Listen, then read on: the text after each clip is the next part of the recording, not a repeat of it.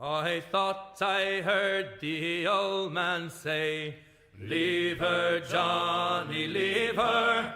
Tomorrow ye will get your pay, and it's time for us to leave her.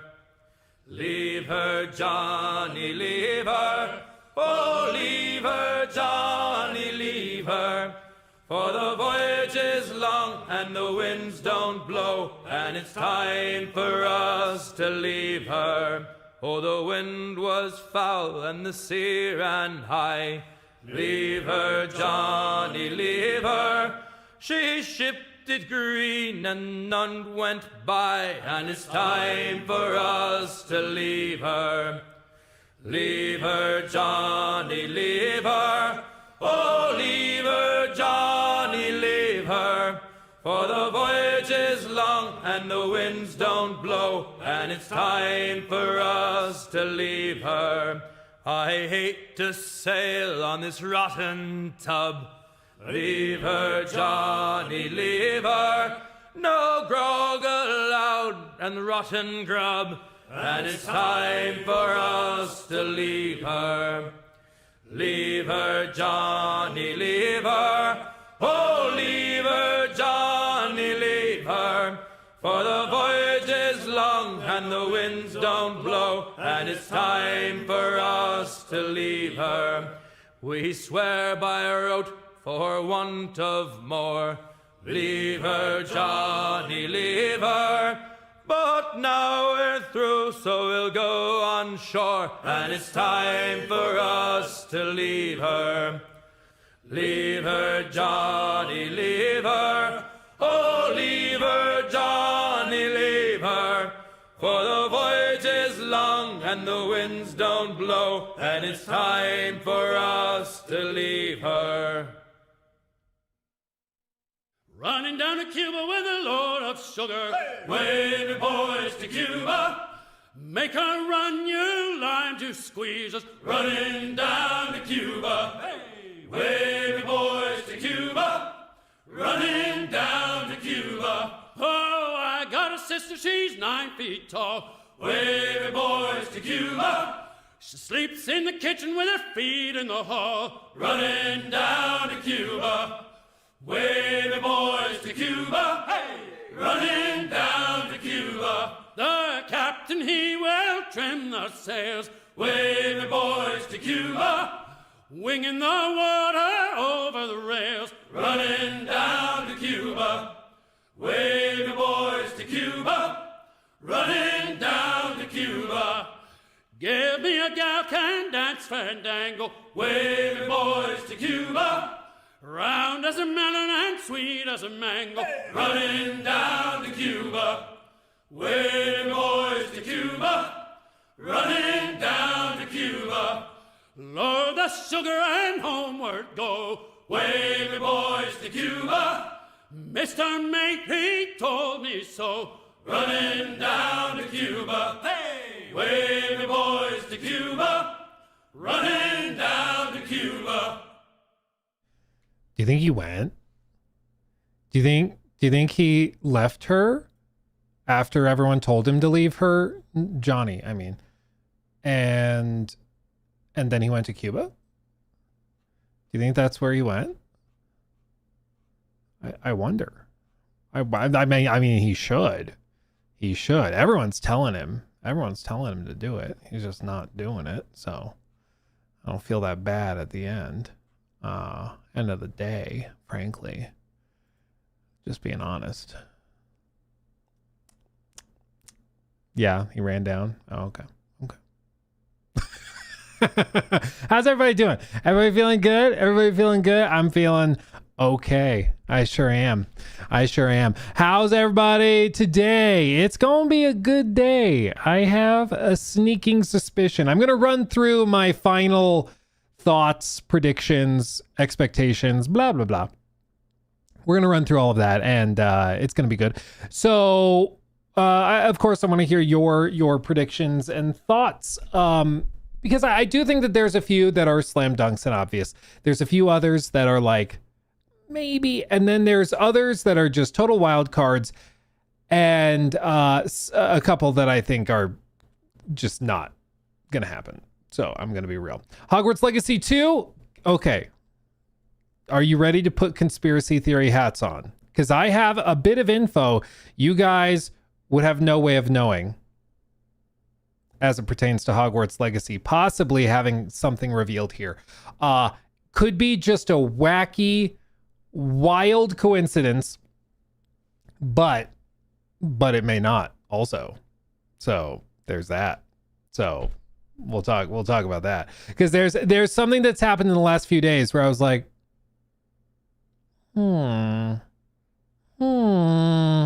interesting. I'm actually gonna take a screenshot of the thing, or at least one of the things, and then I will show it to you just so you know I'm not making it up. Come on, phone, work with me. Anyway, do you guys have any wild, out of left field predictions for something you would like to see? I am curious. I think this is it. I don't think I need to hide anything on this screenshot. It is just a screenshot of an email. So we should be good. But it is very interesting. It's very, very interesting. When I saw it, I was like, And it's happened a few times in the last few days. So buckle up. Let me just make sure. Let me make sure we're good.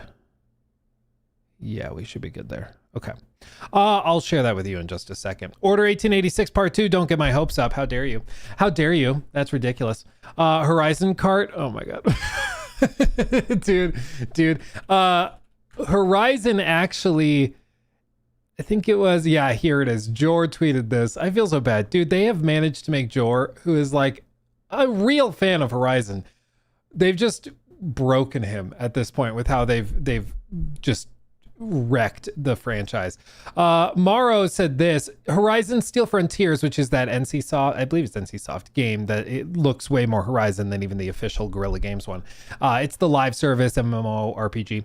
It is expected to release in the first half of 2027, and Jor went probably around the same time as Hunter's Gathering. The amazing Horizon strategy continues.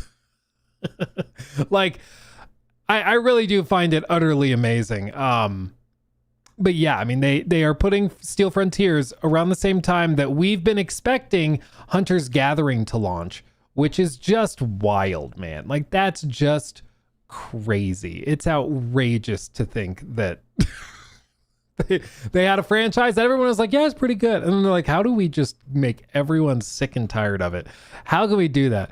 And it really is a masterclass of franchise exhaustion. It's fascinating. Absolutely fascinating. Anyway, we'll get into that. Blade, maybe. I would be shocked if that's at a PlayStation showcase. I'd be shocked at that. I'd be shocked. Really, really surprised. Real quick, Nate, thank you for the 20. Hey, Luke, can you help me with a debate me and my girlfriend are having? We're rewatching Dexter and both love cartoons. And I mentioned, Bob the Builder. He would actually be a good serial killer because he even has the catchphrase, "We can cover it up." Yes, we can. He does have the tools necessary. I'll give you that. He's got the tools. I feel like a lot of cartoon characters would actually make really good serial killers. Dwight, he's not a cartoon character. Dwight from The Office would also make a really good one. But he's also, maybe he's too predictable because like you'd see that coming. So maybe not Dwight. Maybe not Dwight. Quagmire, I think, would also make a phenomenal serial killer. He's got some of the tendencies, he's got a lot. Can he fix it? Yeah, he sure can. He sure can. Sure candle. Winnie the Pooh became a killer. He did. Yeah, they made a documentary about it. Yeah, or movie. Basically the same thing. There's a lot. Yeah. Cartman kind of...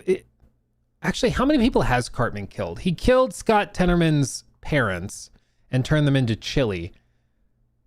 Has he killed anyone else that I can think of? Has Cartman killed anyone else? Like 40? I'm like, Kyle, did he kill Kyle at one point? Did he kill Kenny? I'm trying to think of an episode where he killed Kenny. Because there's plenty of episodes where Kenny gets killed. But I'm trying to think of when he did it. you know? Well, he didn't shoot them himself. No, that's, yeah, I guess. Like, he's tried. Remember, he took Kyle out to the lake and then just hit him with the bat for like hours. Just a few more hours, Kyle. Then you'll drift off into sweet, sweet darkness. Yeah, I don't know. I'll have to do some research. Intent Chief, thank you for the 2. Hope there's new single player IP story games. If not today, there absolutely will be some world premieres at Summer Games Fest. I do know that. So we'll get some good stuff here in the next few days. Pukerstein. Is it Pukerstein or Pukerstein? I'm not sure. Either way, glad to have you. Thank you for becoming a member. Kino Mansky, thank you for that. Is your Legos worth 200K? Asking for my friend. No, I did start building another set. Sure did. It's just a monster. Okay, real quick, I'm gonna vent real quick. Lego tends to charge more for sets that have more pieces. We all know this. So what they've started doing in a lot of sets is that they'll have something where it's like, you know, a pretty simple, you know, usually just a simple brick, a simple standard brick. You know, they're 3 plates high for a standard brick. So they could just use a standard brick and it would do the job, like just, you know, a 4x2 brick. But instead, what they do all over the place in that set is they will just use 3 plates instead. It drives me crazy. Hello, my queen. Are you okay? Okay. Yeah. Yeah. Yeah, that's fine. Are they just down up there? No, so he said with what you're explaining, I'm worried it might be Yeah. cheaper and we don't mess with ice. Okay. No, that makes sense. Yeah. Just text me the info dumps and everything, and I can stay on it. Yeah. I'm hoping it'll be fast, but Yeah. No, absolutely. That's love you. Love you. So anyway, the Lego plate situation drives me crazy. Drives me up the wall because we all know what they're doing. They're inflating the plate and the piece count to make it seem like a bigger set than it needs to be, you know? And I've heard the Lego defenders like, oh no, it's to add texture to the set because 3 plates will look like more layers of bricks when you're putting together a building or something. And I'm like, really? Is that what we're doing? I think we all know what they're doing. It's because then this gives them 3 times the pieces they can put on the box and then charge more for it. I don't even know if that's a conspiracy theory. I think it's just what they're doing. But anyway, that is my Lego vent of the day. Not that you asked for it. Okay, so let me run into this because I want to share with you my out of left field conspiracy theory for something that might possibly happen. Okay, might possibly maybe happen. One of the wildest, okay, bear with me. Okay, buckle up. One of the wildest predictions, and one that I think like very well could happen, it times out about right, is the sequel to Hogwarts Legacy. Okay, revealed here. I don't have any direct knowledge. I don't have any leaks. Okay, so just full clarity. I don't have anything like that. This is tinfoil hat mode, okay? But it times out. They say the game connects to the show, and the show launches, I think, in December, if not early next year. And previously with Hogwarts Legacy, the original game, they did like a 1.5 to 2 year marketing cycle. So I'm like, I mean, they should have something ready to show, a trailer or something. And in the last 4 to 5 days, I've received a number of surprising emails from YouTube's automated copyright system. Okay. What happens is YouTube will go through, usually for new videos or streams or whatever, and they will scan your content to see if it has copyrighted content, and then they'll flag it. Maybe they demonetize it or they delist it or limit it somewhere or whatever. And they'll send you an email summary of that to notify you. What I'm going to show you is one of like 3 to 4 emails I've gotten in the last 4 to 5 days on very old videos that are for some reason being copyright claimed all of a sudden.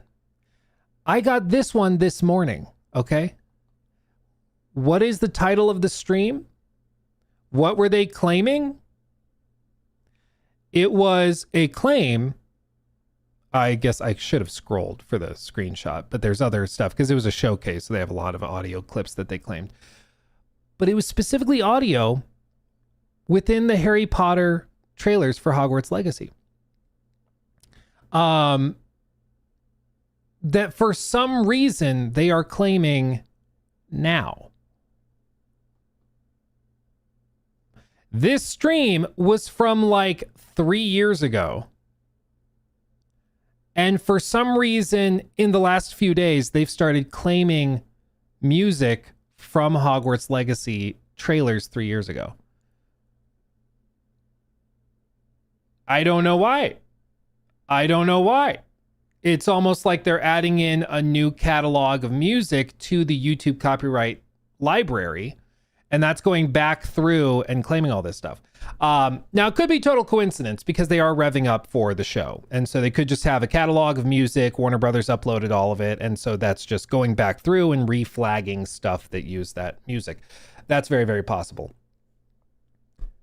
It's also just weird timing. I mean, right before PlayStation State of Play, they had the marketing rights for the first game. They did all the trailers for the first game.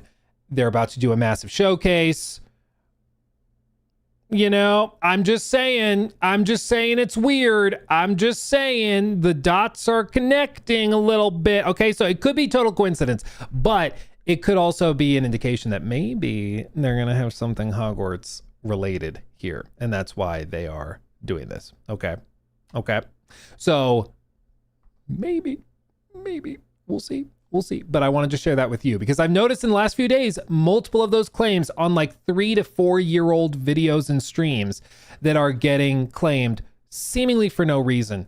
And it's just weird. It's just weird because you don't typically see that. Any dots connecting for Bloodborne 2? No.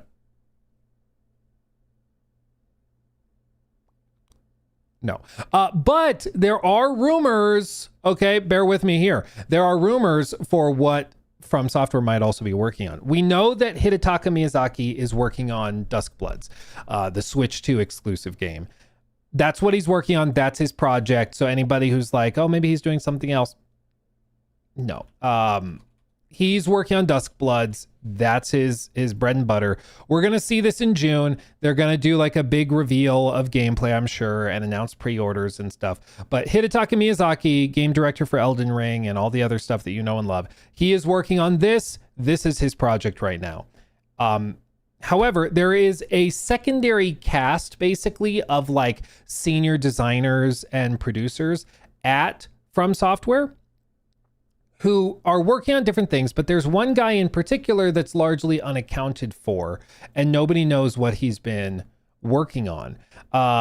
Specifically, I believe he was the lead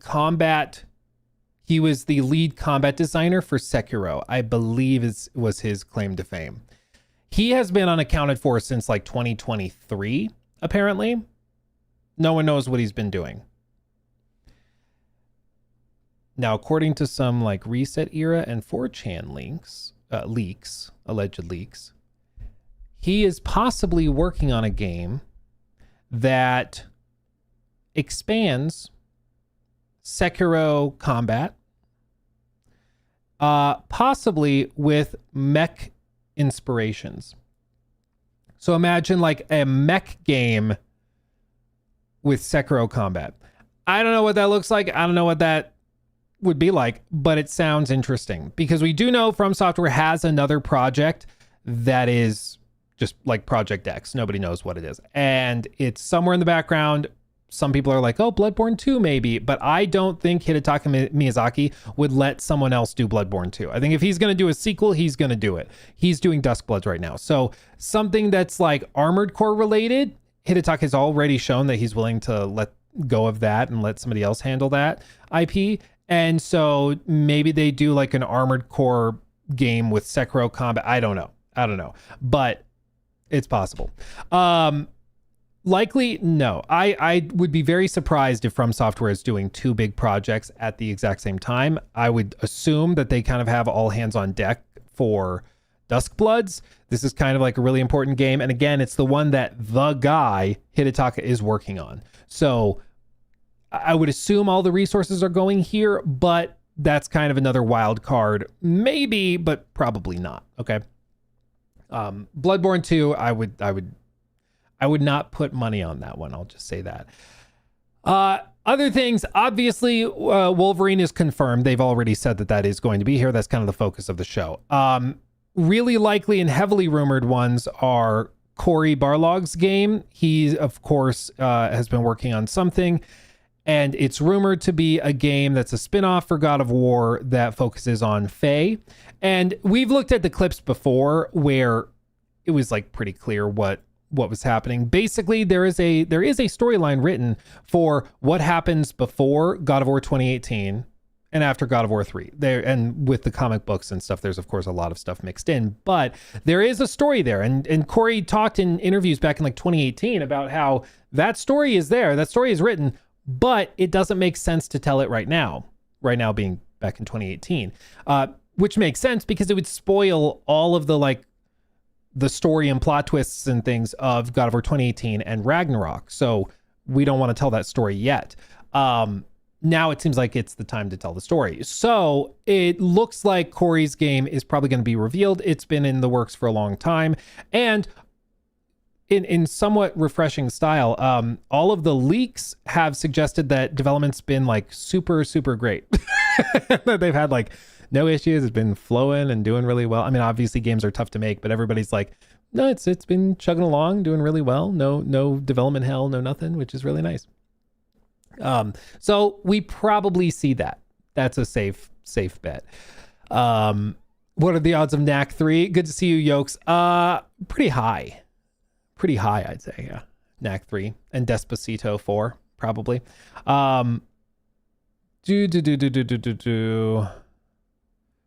Let me see. Okay. So that is quite likely. The other one that I know you guys are going to be super excited about is a pretty reliable leak suggesting that we are going to see the relaunch of everyone's favorite Concord which is Fair Game $. This is apparently going to be re-revealed today as Break-In, and it'll have a new trailer, apparently like the art style is even different. It's basically going to be re-revealed. They probably announced like public play or not public, like closed play tests, which is what they've been doing for Hunter's Gathering. And they're going to try to launch it that way, where they're going to do a bunch of play tests, take feedback from the public, and slowly and methodically try to build it out into what people want. Whether or not that's successful or not, who knows? But the recent leaks and stuff suggest that even the art style is totally different. So I believe it was Tom Henderson, or at least somebody at Insider Gaming, was saying that it looks closer to like Rainbow Six or The Division now than it does to this. And that they are fully rebranding it. There was a trademark filed for Break-In, which it was for a video game, and let's be real, Fair Games is basically Break-In. That's basically what you're doing in the game. So I think that is almost certainly going to happen, and they'll reveal that. What do we think we see Intergalactic? Intergalactic is another one that the community is pretty split on. So the argument for... I guess we'll do it this way. The argument for Intergalactic being here is that Jason Schreier reported that they were crunching back in December to finish a demo. That demo needed to be showcased to executives, and that's why they were crunching. They were working super long hours to get it done. Typically, usually, not always, but usually demos that you see in preview events or at Summer Games Fest or Game Awards, whatever, that stuff is done like 6 months in advance because you got to have time to build it out. You have to have time to polish it, to refine it, to capture it, figure out how to frame it. That times out pretty well. If they were crunching in December, it's June. Doesn't take a genius to figure out that that's been 6 months. So I think that that makes sense in that regard, that if they were doing a demo, would they really do the demo like exclusively for internal review, or would they, like, if it was received really well by executives, would they want to show it to the world and do a gameplay reveal? That's basically the argument for it, in addition to the fact it's been in development for a long time and it's been a while since we learned something new about it. The argument against is basically that Sony is kind of running out of slots, and typically they don't want to fill the calendar too much if they don't have to, and they don't want to overshadow things. At least that's been the modus operandi for a while, is that they focus on one game at a time and kind of work their way through. They focus on Ghost of Yotei, and then they move on to the next game, and then move on to the next game, which in Sony's recent history was like Ghost of Yotei, and then we'll focus on Marathon, and then we'll focus on Wolverine, and then we'll focus, and they've done it that way. But we also know that Sony has totally changed their strategy in the last 6 months, basically, leaning fully into exclusives. It seems like they're leaning fully into blockbusters again as they rev into high gear for the launch of the PS6 in the next year and a half, 2 years. So the argument against, also, you could point to the fact that if Corey's game is here, which has been rumored more clearly and consistently, then Corey's game probably ends up being like, what, early 27, probably late 27. Like, I'd be surprised if they do a really short marketing cycle, but I guess a year is a year. So maybe May of 27. But then the obvious question is, where does Hunter's Gathering go? Where does Fair Games go? I mean, those games need their own time to shine. Like, they start to run out of time to really let things shine, you know? So it's possible they show it and that it's like late 27 or early 28. If it's been shifted a little bit, that's possible. We don't know. Because of course, Wolverine is late this year, early next year. I mean, what else would they have? Because typically they try to have one big game for each half of the year. You know, last year was Ghost of Yotei for the end of the year. This year early was basically Marathon. They had some other stuff drop as well, like Sorrows, of course. But like, what's the big thing for early next year? I'm not sure. So we'll see. I'm totally cold on Wolverine so far. I'm excited to see like an actual gameplay deep dive. Because as of right now, I'm like, yeah, looks good. Like most Insomniac games, I'm like, yeah, it looks good. Like for me, Insomniac, Spider-Man on PS4 was like really, really good. Spider-Man 2 left me like meh. And then Ratchet and Clank is always just fun, like a solid B+ kind of adventure game.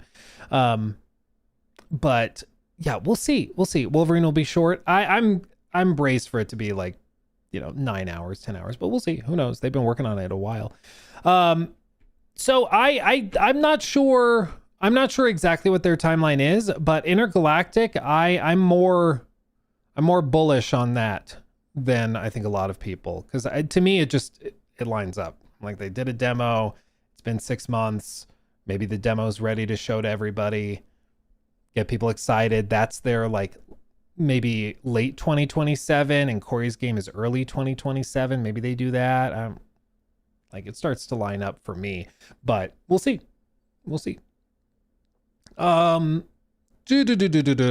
of Play is over an hour long. Yeah, once you take out the 30-minute deep dive on Hunter's Gathering and Fair Games, you have like 30 minutes of like really good trailers for other stuff too. So plenty of time. So I think that there's plenty of options for that stuff. Like I said, Intergalactic, I'm more like probably than not. But if it's not here and we just get Corey's, I'll be very, very happy either way. As for other things that could happen, I know there's been some predictions for this. Jor, for example, put out his summary of what he's thinking. Wolverine, they've said it's going to be here. Rayman Legends remake. This Insider Gaming basically confirmed Tom Henderson. Oh, my capture card froze again. Why is it doing that? Hold on. Hold up. You're like, what are you talking about, Luke? There we go. Rayman Legends. This one's been basically confirmed by Tom Henderson. Fair Games re-reveal, Cory Barlog's new game. Potential first-party reveals, Until Dawn 2 by Firesprite. I'd be kind of surprised by that. New Media Molecule game. Control Resident, Kena 2 release date, Silent Hill Townfall release date, Tomb Raider Legacy of Atlantis release date, Onimusha Way of the Sword, Phantom Blade Zero, Ace Combat, Judas, I don't think we see anything. I think it's gone for another year. Resident Evil 9 DLC, this one I think is very likely. I think we probably see that, frankly. I mean, it just kind of makes sense. It's been in the works. It's PlayStation has marketing rights. Why not? Star Wars Jedi 3, that would be cool. That seems to me more like a Game Awards reveal, if I'm being honest, but possibly. Hogwarts Legacy 2, like I said, conspiracy theory hats on. I've been getting emails taking down music from the trailer from 3 years ago. Seems kind of weird that that's happening now, but you never know. New Uncharted, this has also been rumored that it's another Naughty Dog project. I think it's possible. But again, I would just be surprised if like they have one studio trying to crank out 2 games within a tight window and market both games at the same time. I'd just be surprised if they do that. I think that it makes more sense to let them focus, but who knows? Maybe the team is big enough they can handle it. Things I think we'll not see. GTA 6, I agree. It's just like, fam, summer officially starts June 21st. Strauss Zelnick has said that we won't see anything more until the summer. I don't think we see it. Furthermore, like, I don't think Sony would even want it here because Sony, like, the GTA 6 launches, nobody's making any videos about anything else. Even if you come in swinging with some other really cool stuff, everybody's just going to be focused on GTA 6's trailer. Why do that to yourself? Like, let your stuff have time to shine. I just don't think they would even want it here. And I don't think Strauss would need it there anyways. They haven't gone... I think since even GTA 5, they've not gone to like other people to reveal their stuff ever because they don't need to. Like, they just do their own thing. So I'd be surprised. Kingdom Hearts 4, he doesn't think we see. Intergalactic, he doesn't think we see. Final Fantasy 7 Remake Part 3, more likely at Jeff's show. I agree, probably at Jeff's. Remember how giddy he was when they revealed the rumors were true. It's here. And everyone's like, Bloodborne 2, and then it was Final Fantasy, which everybody's like, it's cool, it's good reveal, but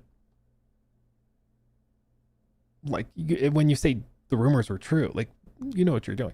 Anyway, Venom, I also don't think we see that. Again, they have their own game, like they're putting out Wolverine right now. Why, like, focus on what you're focused on. You know, I just would be surprised if they did anything there. Hunter's Gathering, this is seemingly going into, I don't know what we call it. Maybe it's like rumination, hibernation, whatever you call it. It's, I think Sony's new approach with these live service games that are revealed to negative feedback is that they reveal it and then they see all the outrage and people not loving it. And then they go and do a bunch of closed play tests trying to make it better and better and better. And eventually they're either going to like see a comeback and people love it, or they're just going to quietly release it or cancel it and move on. Like Hunter's Gathering, I don't know what they do to that game to make it pop off. I just don't see it. Because again, Hunter's Gathering is like crazy expensive. It's not like a small team. Like Guerrilla Games is working on it.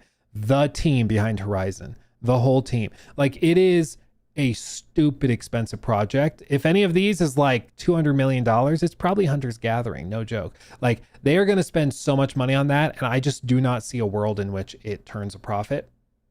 Like, by the time this thing actually launches, if they end up taking another 2 years tweaking and changing stuff, they could have built Destiny 3 for the same cost as Hunter's Gathering. Real talk. Like, it's outrageous, but that's just how it is. It was fine in the closed test. I have not heard anybody say that they liked it in the closed test. I've heard people who played the closed test and said it's mediocre and boring. Other people said it's fine. I've not heard anybody go like, this is my new obsession.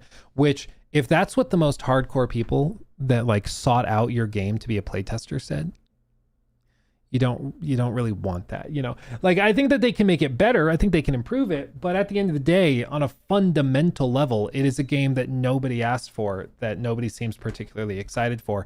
And the real kicker, and I think this is just the massive miscalculation from Jim Ryan's era at PlayStation, he thought, if we have established IP, make a live service game of it, and all of those people will come over and play it because they like the IP, and then we have a built-in fan base and player base.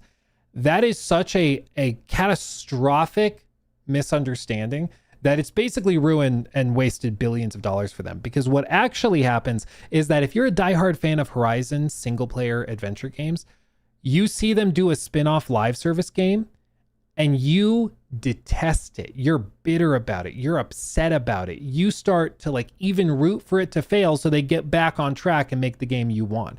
It was like the literal opposite happens when you take an established IP people know and love and then try to turn it into live service slop. And that catastrophic misunderstanding has kind of defined Jim Ryan's live service push. It really is impressive how just opposite their expectation was. But that's just how it is. Do they not have other IP besides Horizon? Well, they've got a lot, but bear in mind, they were trying to do that. There were rumors, not rumors, I guess it's leaked now and reports. They were doing a God of War live service spinoff that was in development for a long time and then was canned and they walked away from it. They were doing, of course, The Last of Us Online that they spent years and years on before shutting it down and walking away. Not to mention all of the other like rumored ones that they've been working on that we haven't seen because they were canceled before they even saw the light of day. It's just a massive miscalculation. And they also thought I think they really did think that because Bungie made Destiny, a lot of Destiny players would move over to Marathon, and that also just didn't happen. So it's just, I think, a series of catastrophic fundamental misunderstandings that proved devastating. It really is impressive how I always find it fascinating how like a big decision maker, a CEO, a head of studio, whatever, if they fundamentally misunderstand one aspect of like player behavior, they can waste years and billions of dollars. Like if you just have one fundamental misunderstanding, that's it. It's the same thing like Sarah Bond and Phil Spencer thinking that if we just take games and we put them everywhere, we can call everything an Xbox and then everyone will be an Xbox fan. But that's not how that works. Like you can't build a brand because when everything is an Xbox, turns out nothing is. And it just becomes this sticker you put on something. And I was like, oh, I guess it's Xbox Studios. Okay, whatever. Like you aren't going to generate a fandom that way. You know, it's just a fundamental misunderstanding. But that's why it's fascinating. Same thing with like Don Matrick back in the day being like, yeah, just if you don't have an internet connection, just don't buy it. Play the 360. Everyone's got it. Stop complaining. Or the y'all have phones, don't you? Like you can tell they just fundamentally misunderstood, thinking, well, we make Diablo. Everyone has a phone. Put Diablo on the phone. Everyone who's a Diablo fan will get the mobile game and will buy it and spend money. I guess not buy it. It's free to download, but you know what I mean? Like it's that fundamental premise that they got wrong that causes the cascading effects where everything starts to go bad. You know, that's all it takes. It just takes one person to fundamentally misunderstand something for everything to fall apart. Well, we do have phones, but not to game on. Well, again, it's just that misunderstanding of the player base, and it's when you're out of touch that there's just not much you can do. Like, you know, because you can't help somebody. How do you get somebody who's out of touch to be in touch? I think it's way harder to get somebody back in touch with the audience than it is to break that down from the start. You know, it's just once you're out of touch, there's not much that can be done. It seems like you just kind of have to go with someone else and try again. You know, oops. Real quick, just so we know, I'm gonna catch up on these super chats real quick. But For the show, I'm going to turn off all notifications. We'll turn chat off on screen so we don't have disruptions. So you can feel free to still send me money, but we're not going to let it disrupt it. I'm also going to turn off ads for the showcase for obvious reasons. So rest assured, I'm not going to like right as the show starts run 3 minutes of ads. Okay. We're not doing that. Okay. We'll turn it off. Let's see, where did I leave off? Let me read these real quick. Have you been following the Lego store stuff from Reckless Ben? It's crazy. Yeah, dude, I love Reckless Ben. I found him doing the McCamey Manor and Scientology stuff. We've looked at his stuff on stream before, even like a year or two ago. Yeah, it's fascinating to see how deep that rabbit hole goes, but man, yeah, it's absolutely wild. Luke, you doing a bingo card? Oh, I should have done that. I totally spaced it. I'm not sure if we have time yet. Time still. If we have time, we'll circle back to it. 6 minutes in, we're already on a random topic. How dare you? Thank you for 30 months. How dare you? Dunder Muffin, thank you for the 5. We want Destiny 3. Hashtag we want Destiny 3. Well, people in, I think it's like 4 people in the PlayStation chat that are just spamming the same message over and over again. They're going to get it turned on emote only. Guarantee you. It's just hashtag we want Destiny 3. It's maybe like 12 to 15 people spamming it. Yeah, they're trying. It's not, I mean, it's not going to do anything. They're like, Herman's like, we already selected who we're firing, so like they're all gone. Like nothing's going to change Herman's mind. He's like, why spend money on Destiny 3 when we can make another Horizon live service game? Answer me that.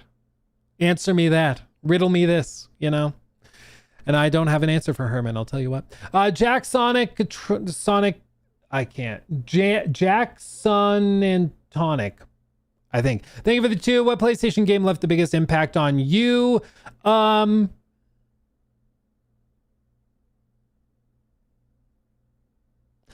the original Last of Us. Back when I played that the first time, it just was like, holy crap, games can have stories like this. It was really good. Probably like that. It's kind of a cop-out answer, sure, but yeah, it's an oldie classic, but there's a reason it's a classic. Mr. Mo, thank you for that. 30, dirty 30, baby. Hell yeah. Life update. This Friday will be the 45th session of my completely homebrewed D&D campaign. It is also the first one I ever DM'd. That's freaking awesome, dude. Break a leg. Good luck with that. That's fantastic. I love DMing D&D. It's so fun. I love D&D. Crisco, thank you for the 5. Have you been following Lego store stuff? Oh, I read that one. Yes, it's absolutely wild. Also, thank you for the membership, my friend. Sonic Core, thank you for the 5. Hey, I'm a graphic designer and made State of Play bingo that sums all of this up. If you want to use it, send it on the channel email. Oh, thank you for that, my friend. Appreciate you. Archer, thank you for that. Luke, I would literally shout the entire town awake if we get anything related to Infamous. Super underrated series, man. There are rumors that we will see something Infamous related in the next few years. I would not expect it today. Smoker, thank you for the 1 month. Luke, do you think we will see Intergalactic today? I would say I'm like 50-50 on it. Some people are like, no. I'm like, I would not be surprised. Like if I see it, I'd be like, oh, here it is. But I don't think I'd be like mind blown, you know? But like if we see Uncharted, anything Uncharted, mind blown. Would not expect that. But Intergalactic, I'd be like, yeah, makes sense. Orlando, thank you for the 5. New fan of the channel. Wondering how everyone feels about Sucker Punch stopping support of Ghost of Yotei Legends after only 2 months. 2 months. Well, I mean, it's like a free live service update. I don't know how long they supported it last time for the first game, but I'm not like surprised personally. I know the people that like it really like it, but I'm not shocked or anything. They're still spamming Destiny 3. Gives you, hold on, I'm going to try to read this. Gives you what your consumers want. PlayStation gives you what your consumers want. Oh, it's just copy and pasted. Okay. Hashtag we want D3. You know what? The 3 kills it. Just hashtag we want D. We want D. We want D. Give me D. Load me up with D. That's what you got to do. That'll show them. That'll wake them up. That'll wake them up real quick. Yeah, we want the D. That's what you got to do. Just spam it. Let's see. Holy 3 years, Batman. Dude, that's crazy. Pretty high. 36 months. That's crazy. What a great day to celebrate. Did you see the leaked docket for the show?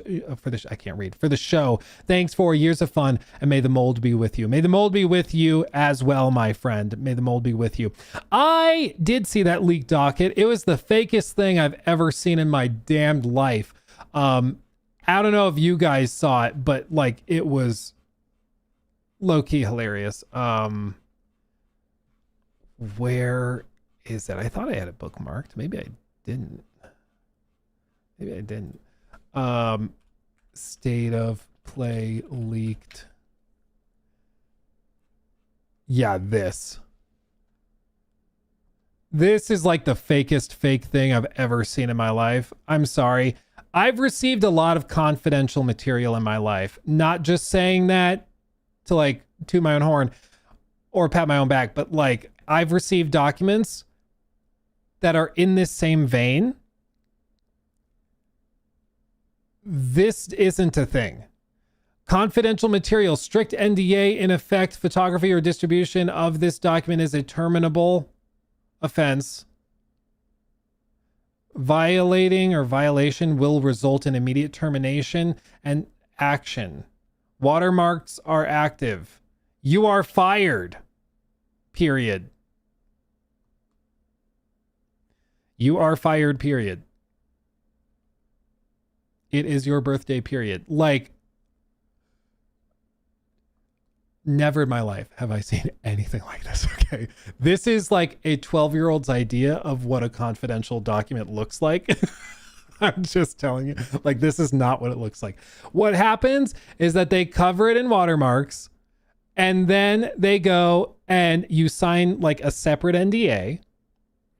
What like the most intensive one I've ever seen was, I don't remember what it was for, but it was like we signed an NDA to start talking about the thing in emails.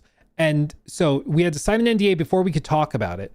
And then we signed a separate NDA for the delivery of the content. And then we received a separate NDA for the content itself. So before you could open like the document to see the stuff, you had to sign an NDA and then it would unlock for you. You don't need to put big red text, "You are fired," period. Like, that's just not how that works, okay? That's not how that works. Also, why do you need to write little things like new IP? Do people know what intergalactic is? Like, what are we doing? I don't need to dwell on it. The point is, it's extremely fake. Now, maybe it's big brain super genius stuff, and it's actually a real document that somebody then retyped and then made look fake because they didn't want to copy and paste it in case there were like hidden snippets in there. Maybe that's what it is. Maybe that. I doubt it, though. I doubt it. You are fired. Period. The period really sells it for me. Asterisk. You are fired. Period. Punctuation's important in all fields. Truly. Anyway, I would, yeah. And they say other things like GTA 6, in case you didn't know, this is Grand Theft Auto 6. Okay. Like, it's just, anyway. Yeah. Anyway. If it is real, I will offer an apology and I will start signing all of my emails with "You are fired," period. But I would be stunned. Yeah, we're in the home stretch, fam. We're in the home stretch. Anyway, thank you again, Pretty Eye, for 36 months. Appreciate you. Any updates on Kojima's Fizzant? No, but you never say never. Never say never. I think Kojima, didn't he post a picture in LA with somebody? I think he did. So I think he's in town for Summer Games Fest. So I would actually expect him there as opposed to at this showcase, but you never know. It's not impossible. He's in New York. Oh, I thought he was in LA. So, I mean, maybe he's in Well, that's not exactly on the way, is it? Going to New York from Japan is kind of a detour. Bit of a detour, tell you what.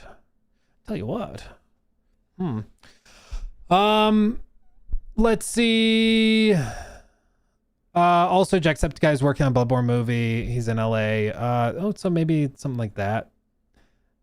I don't know. For me, the Bloodborne thing has always just been, that's going to be huge. That's going to dominate discourse. If you're going to do something with it, wait until the launch of the PlayStation 6. Like, if anything is going to be a console mover, it's probably that. Like a Bloodborne remake or, a sequel. Just wait and do it for that. Like, again, don't think of it from the perspective of a fan. Think of it from the perspective of an executive that wants the most money out of your pocket. If they know they have something that you will buy a console for, why not wait until you have a new console to release? Like, I hate to be that guy, but like, again, they don't care that much about you, okay? They care more about getting that sweet money. Getting that money, baby. That's what they want. That's what they want. Hey Luke, any news on Subnautica 2 lawsuit? Also, I have to fill in characters, so Breakin' D's nuts got him. You did get me. As for Subnautica 2 lawsuit stuff, I don't know. I don't think there's been any further filings. It's my understanding, based on the current performance of the game, that they're probably getting that $250 million payout. Probably. So, yeah, I would expect that they're probably getting it. Riot and Respect, thank you for the 5. If no Bloodborne 2 Code Veronica remake announcement would save the show for me, that could be here or at Summer Games Fest. I would not be surprised at either if they have something. I do think we'll see something, related to that in the next week or so.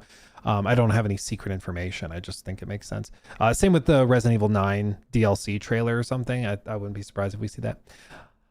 I'm so Redhead Jack, thank you for the 23 months. We're almost there. I'm so pissed about Horizon Hunter's Gathering. Looks like gas. If they had just gone on to Horizon 3, it could have come out next year. Now it's 5+ years away. Yeah. It's my understanding that a lot of people at Guerrilla feel the same way. This does not seem like, based on the people I've chatted with who are familiar with the goings on, it does not seem like this was actually a passion project for the team. It seems like they were like, really, we have to do this? And so I don't think that this is, I don't think it's their, if it gets shut down or if they move on and it's just a skeleton crew on it, I don't think the core team is going to be that upset. That's what I'm saying. Like the team that was working on Destiny, they are very upset. They did not want to say goodbye. They were not done. Like, they're upset. I think if Guerrilla got to move on from Hunter's Gathering, they'd be like, oh, thank God. That's just my opinion, but that's the vibe I'm getting. HG would have made bank as a mobile game. HD. Hunter's Gathering? Probably. It would make a lot more sense, frankly, if we're being completely honest. Just being real. New Spyro game. Never say never. Brett, thank you for the 20. Very generous. How much farther into the game cycle would we be if Jim Ryan didn't lay a big ol' egg? Last of Us 3 already out? I mean, basically, it seems like we would not have wasted 4 years pretty much across the board with everybody. You'd probably have a Days Gone sequel. You'd probably have Intergalactic already out. Probably Uncharted almost out. And then Last of Us 3 on the way. I think a lot of time and money would not have been wasted. Absolutely. Jet Engine, Blue Point would still be here, for example. Jet Engine, thank you for the 5. Single player gamers do not want live service stuff and will just move on. Well, exactly. Or they'll actively root against it, which is what we've seen with like Hunter's Gathering, where even Horizon fans are like, come on, man. So absolutely. Again, Brett, thank you. Just to be insistent again, thank you for the 20. That's outrageously generous. You're too kind, my friend. Thank you. Caleb, 23 months. Do enough people really want Destiny 3? The numbers for Destiny 2 have been bad for a while now. The game has floundered for years now.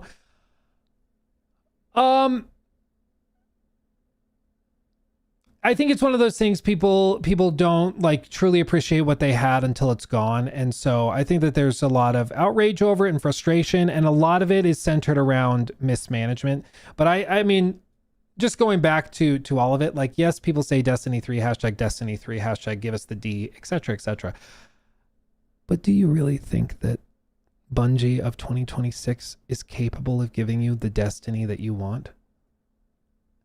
Like, be real. Do you really think that Bungie of today could give you the game that you want? You know, like, I just don't think so. I don't think so. So it's easy to like spam the chat with the message, but like, let's be totally honest. I don't think you would, like, even if they say you are right, let's do it, I don't think it would turn out the way you want it to. You know, it's just a sucky situation either way. Like, there's no good answer, there's no good solution. They've mistreated the IP for years now, and it's just like mismanagement across the board. And that also means that I don't know if they're capable of doing the thing people want them to do at this point. You know, 300,000 people showed up for Final Shape. More than that, because that's just on Steam. I mean, you got to remember console players and all that. The game, without a doubt, was massive. It's just slowly been dying out for a long time. And the team that allowed it to die out and hasn't been able to recover it is the same team that would be put in charge of Destiny 3. And I just don't think that they are capable of handling it. You know, I just don't think so. It sucks, but this just is how it is. Imagine if a new KCD game is revealed. They could do it here. They might also wait. There's a big thing that's going to happen where they very well could do something. For example, at KCD FanFest last year, which was amazing. Anybody who can go should go. I think they're sold out, actually. At KCD FanFest, they revealed the trailer for, I think it was the narrative trailer for the final DLC for the game. They revealed that early to the crowd and audience at KCD FanFest before they shared it with the world like the following day. So if they're going to reveal the next project, I wouldn't be surprised if they reveal it at KCD FanFest this year. And then they, where's like a big picture? Like a wide angle picture. Like, I wouldn't be surprised if they revealed it early here to the crowd, and then later they, like, the next day reveal it to everybody and drop the trailer on YouTube or something. So I would guess probably mid-August if they're going to do it. Why not do it there? They showed it on this screen. Everybody got to see it. And then the next day they revealed it for everybody. So I wouldn't be surprised if they're going to reveal it at the big fan celebration and then do the big reveal officially. You know, that's all I'm saying. That's all I'm saying. Know what I'm saying? Know what I'm saying? T-Bone, thank you for 13 months. My pipe dream would be native PS3 emulation, something Twisted Metal announced. They might save that for the next console, or just not do it at all because that sounds too good to be true. And maybe they'll just take a page out of Nintendo's book and make you pay a monthly subscription for it. Wouldn't be surprised about that. I don't think anybody would.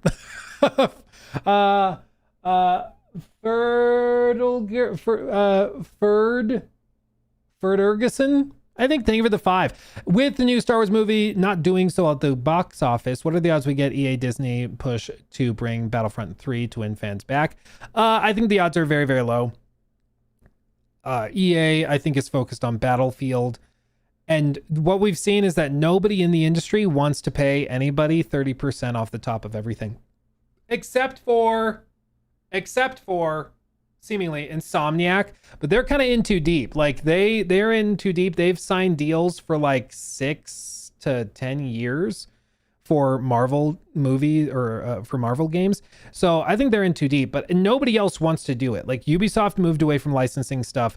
EA is still technically doing it with Star Wars, Jedi Survivor, Jedi, whatever the sequel to that is, but they've moved away from everything else. I just think, like, with how expensive games are now and how difficult it is to turn a profit, nobody wants to give up 30 cents of every dollar to Disney. Like, who wants to do that when you can just not risk it, you know? So I think the odds are very, very low, personally, that we see that happen. Never say never, but I mean, I think the odds are very, very low. And also, like, let's say they greenlight Battlefront 3 today. You're not getting it for 5 years.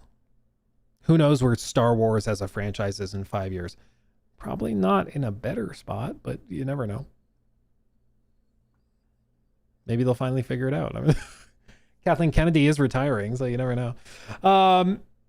Let's see. Blake Rogers, thank you for the 5. It's crazy people are asking so hard for Destiny 3 and everyone forgets how bad they ran microtransactions and taking away expansions people paid for. Yeah, I mean, I don't think you get to... It's important to not just look at one piece of the equation. The same company you're asking to make Destiny 3 is the same one that ruined Destiny 2. Okay? So, like, are we really going to say that they're going to magically figure it out and this time they got it right? Like, probably not. Probably not. It's the same management. It's the same guys that are disconnected from the fan base. It's not going to magically, deal with anything. So yeah, I'm just saying it's natural. I get why people feel the way they feel, but I don't think that they're going to magically figure it out if they started on a sequel.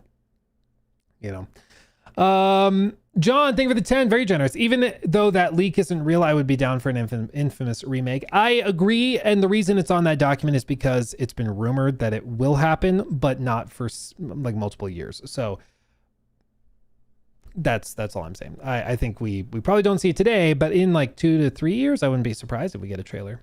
Wouldn't be surprised. Benja the Offender, good to see you, my friend. Thank you for the 10. PlayStation needs a big win right now. The only win they've had in the last 2 years is Helldivers. I guess the only categorical slam dunk. I think Yote performed well. And I think the data shows that in terms of sales and everything. It was tracking in line or a little bit ahead of Ghost of Tsushima originally. It seemed to be doing pretty well. But it wasn't like Smash changing the narrative. I mean, Helldivers 2 was freaking everywhere. And they haven't had something on that level. So I would agree with that. And it seems like this showcase is going to be their attempt. I mean, if this ends up being a nothing burger, talk about an oopsie, man. Talk about an oopsie. They've hyped this thing up and the hype level has gotten kind of crazy. I'd be shocked if this thing doesn't have at least a couple of bangers in it, but we'll see. We'll see. Let's see. Real serious. I can't wait for the sequel to Half-Life Full of Life. Or just Full Life. Yeah. Guys, we named it. Jet Engine, thank you for the 2. Mass Effect 5. Anyone? I think we will eventually see it. I think it's a very long way off. Last I heard, the team is like 80 people and they're doing like early stuff. I don't think we see Mass Effect for a long time. Maybe, but maybe. But probably not. For a laugh, look up previous years of state of play leaks. Dude, they're all insane. Fars Mobin, sorry guys, I'm trying to move fast. Sony's got fans paying to watch trailers and pay for theater food. Hell yeah, they know what they got. Psycho Ranger, thank you for the 5. Hey Luke, wouldn't you agree there really is no other game like out there like Destiny? What's your opinion on Sony's handle of the game? I think the evidence speaks for itself. They have bungled it and wasted a lot of potential. And yeah, I mean, it's the fact that there's such a devoted fan base and there was such a devoted fan base shows that people want that game, but they don't want that game seemingly run by Bungie and Sony. They want it run like it was 10 years ago, and that's just apparently something they can't do. John Andrew, thank you for the 5. Hey Luke, use your streamer powers and tell them to give us Splinter Cell already. LOL. Also too early for Max Payne remake reveal. Probably too early. And if it's gonna be here, it's probably at like Game Awards. I'd be surprised if it's here.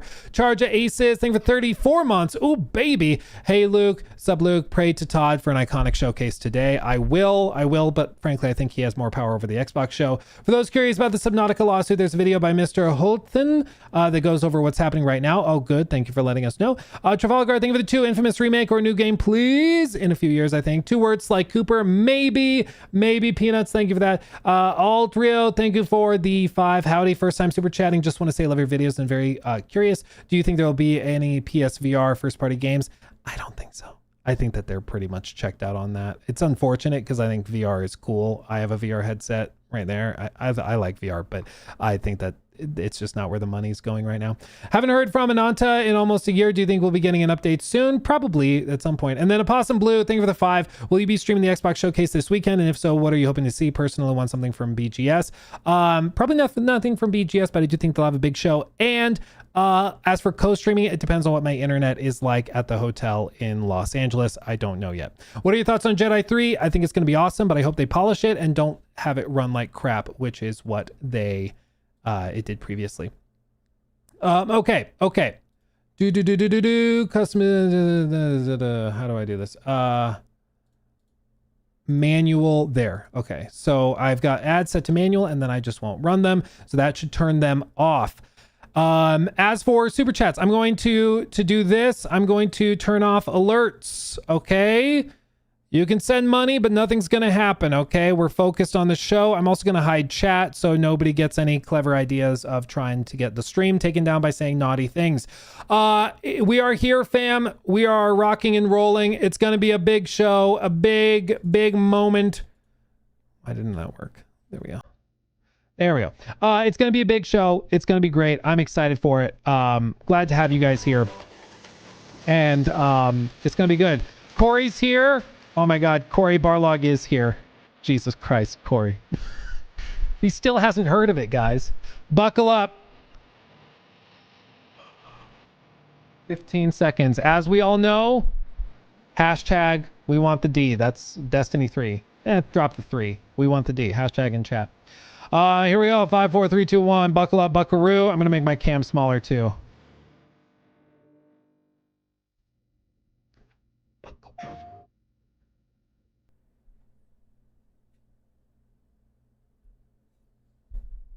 And so it begins.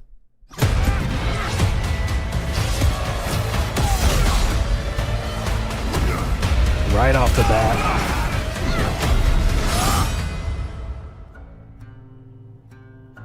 Hi, I'm Marcus Smith, Creative Director for Marvel's Wolverine. Hi, Marcus. Today, we're excited to debut a new look at the game.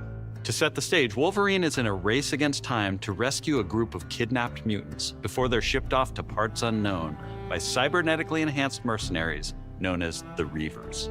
However, Logan quickly discovers he isn't the only mutant attempting to save them. Let's take a look.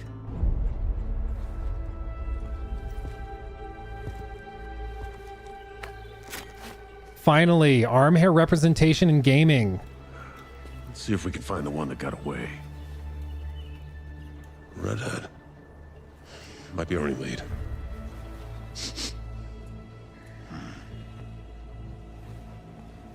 Looks like she took off into the industrial park.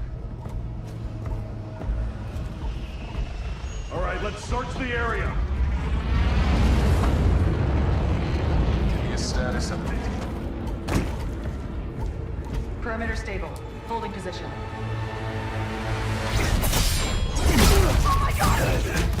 Oh my God is right. Jesus Christ.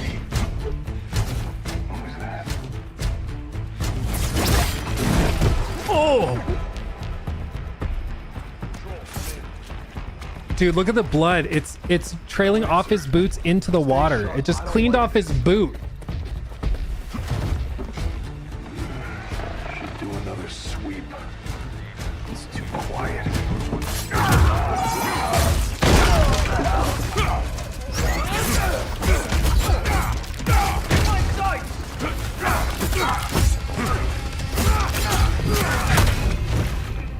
Dude, it's so extra.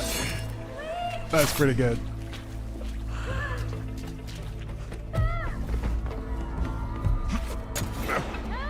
Parkour. Shut it, freak!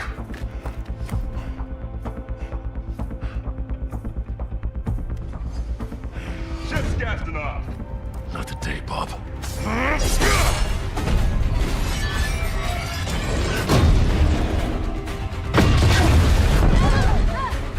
The hell? Skullbuster! Up there!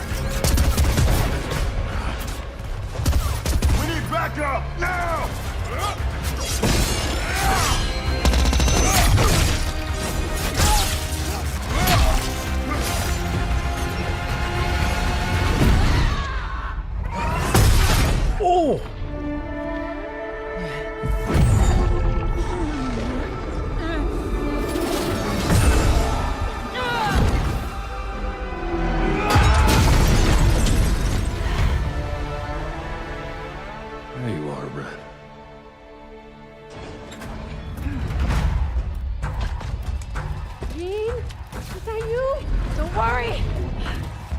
Dude, I'd be running away. Like, why are you staying? Everyone shoot!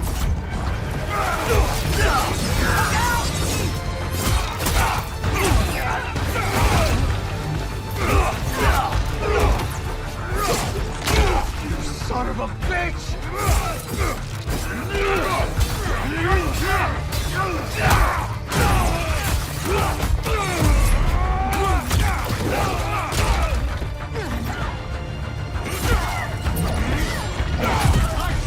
That's cool. Helping each other, that's cool.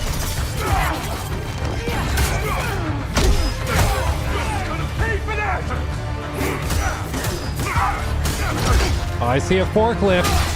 Yep, there it is. I knew it.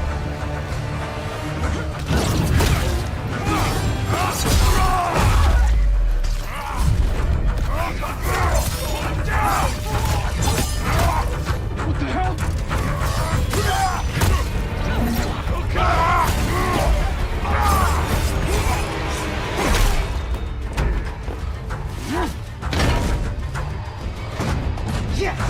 Let's go!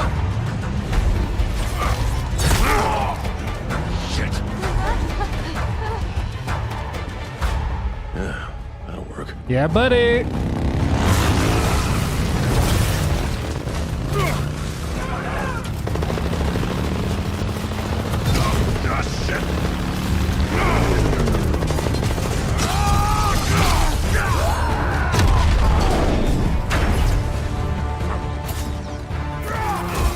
Where are those mutants? He's a wild animal!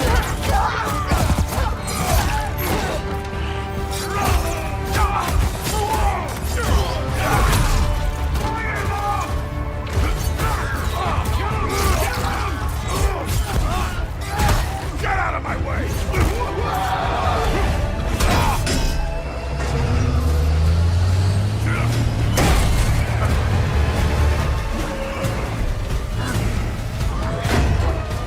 Oh, big boy.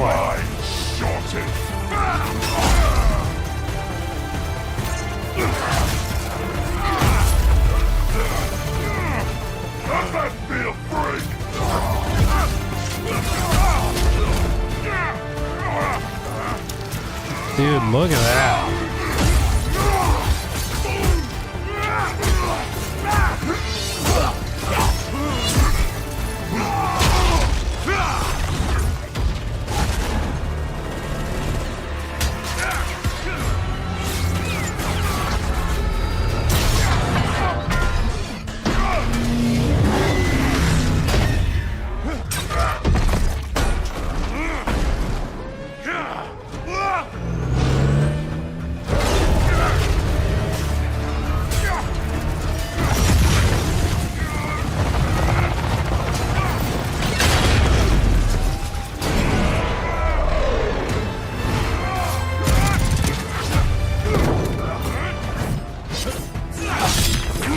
Hoping for the redhead.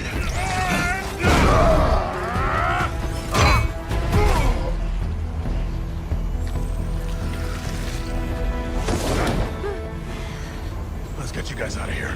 Are you a superhero? Look it. I'm Wolverine. He set the thing.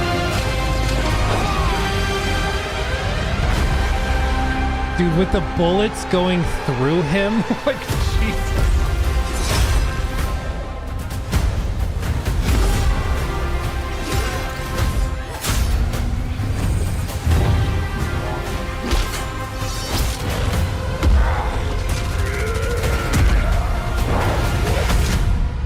Some folks can't wait to die.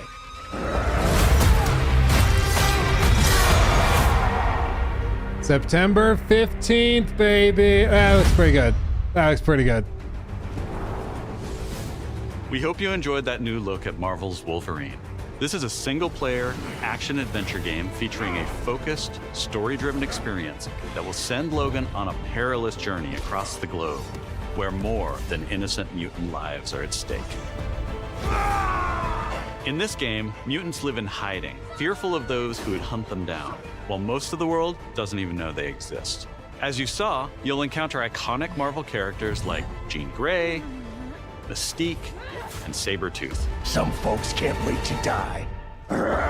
We also showed you a glimpse of the brutal combat you'll experience in Marvel's Wolverine. It's fast, fluid, and visceral in the way that only Logan can deliver. Marvel's Wolverine is built to take full advantage of the PlayStation 5 consoles, and we cannot wait for you to get your hands on it when it launches September 15th, 2026. We're also happy to announce that you can pre-order your copy today at the end of the show in select markets. Check out PlayStation Blog for more information. On behalf of everyone at Insomniac Games, thank you. We'll see you next time. It looks pretty good. It looks pretty good. The gore system, even that last shot where he jumps off and the bullets are going through him, piercing holes. That's insane. I wanted to start by thanking Marcus and the whole team at Insomniac for that extended look at Marvel's Wolverine. We've got a ton more to share with news and updates from both PlayStation studios and third-party studios from around the globe. Let's get right to it with the latest from our friends at Arc System Works, XDev, and Marvel Games.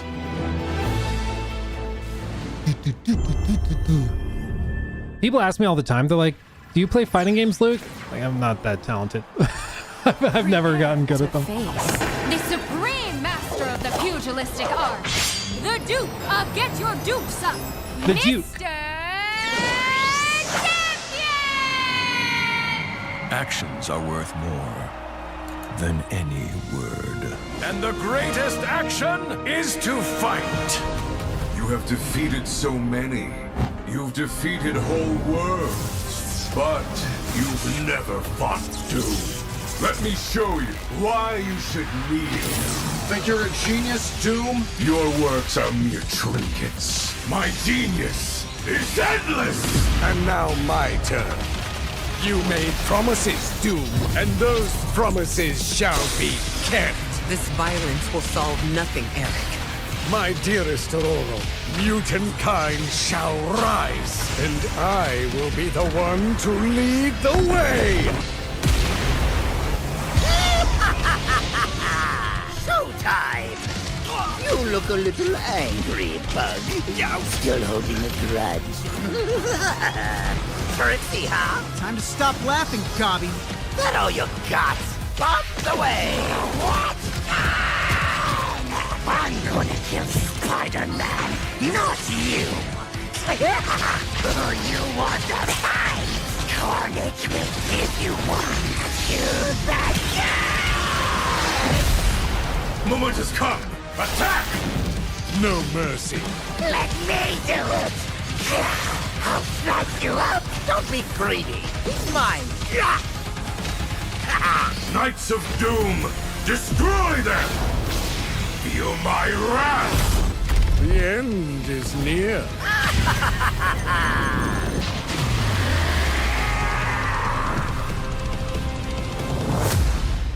Do I know what's going on? No, but it looks crazy. I mean,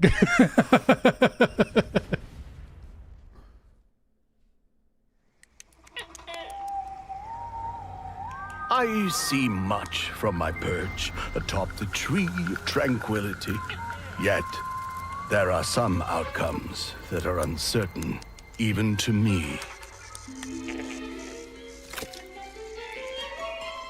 bro. Dragons! Let's roll! Your heroics will no doubt be the stuff of tales twice told throughout the Glade of Dreams. Come feed my ox! Calming biscuits? But... Oh!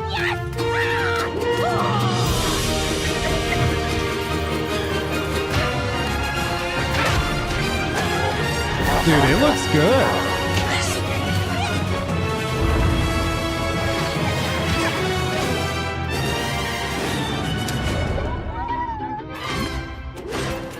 Follow me, brave heroes. The Glade of Dreams is in grave danger.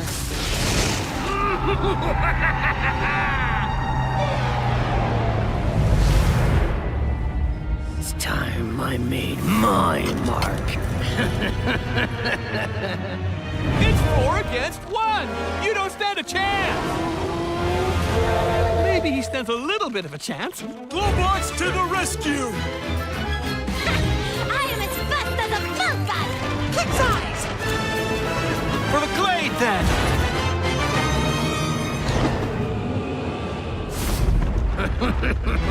You think this ends here? Cool! I'm here!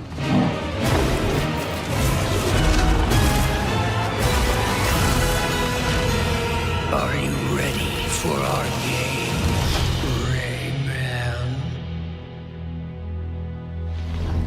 Rayman? It looks way better than that's Ubisoft. Like, what?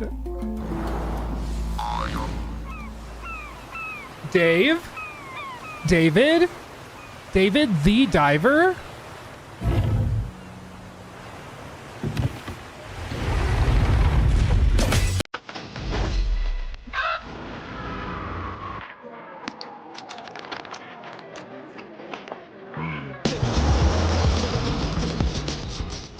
A prequel.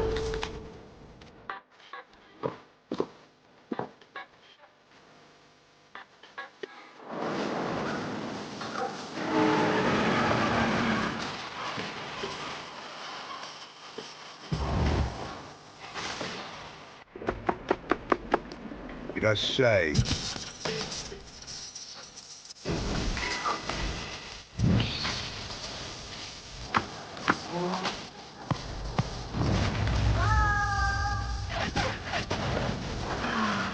So I love Dave the Diver.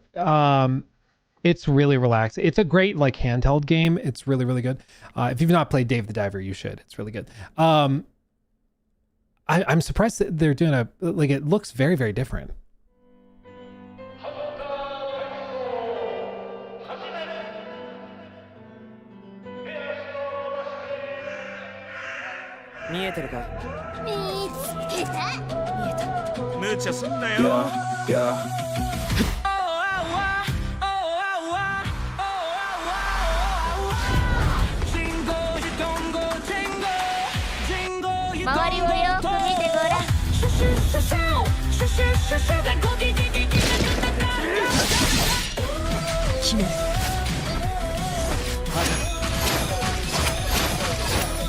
Yokai Hunter. I was about to say it kind of gives me like K-pop Demon Hunter vibes. It's a Yokai Hunter. Yeah, it checks out.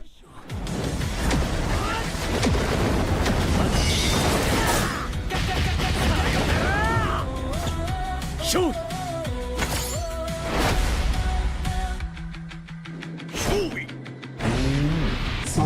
The art direction is crazy.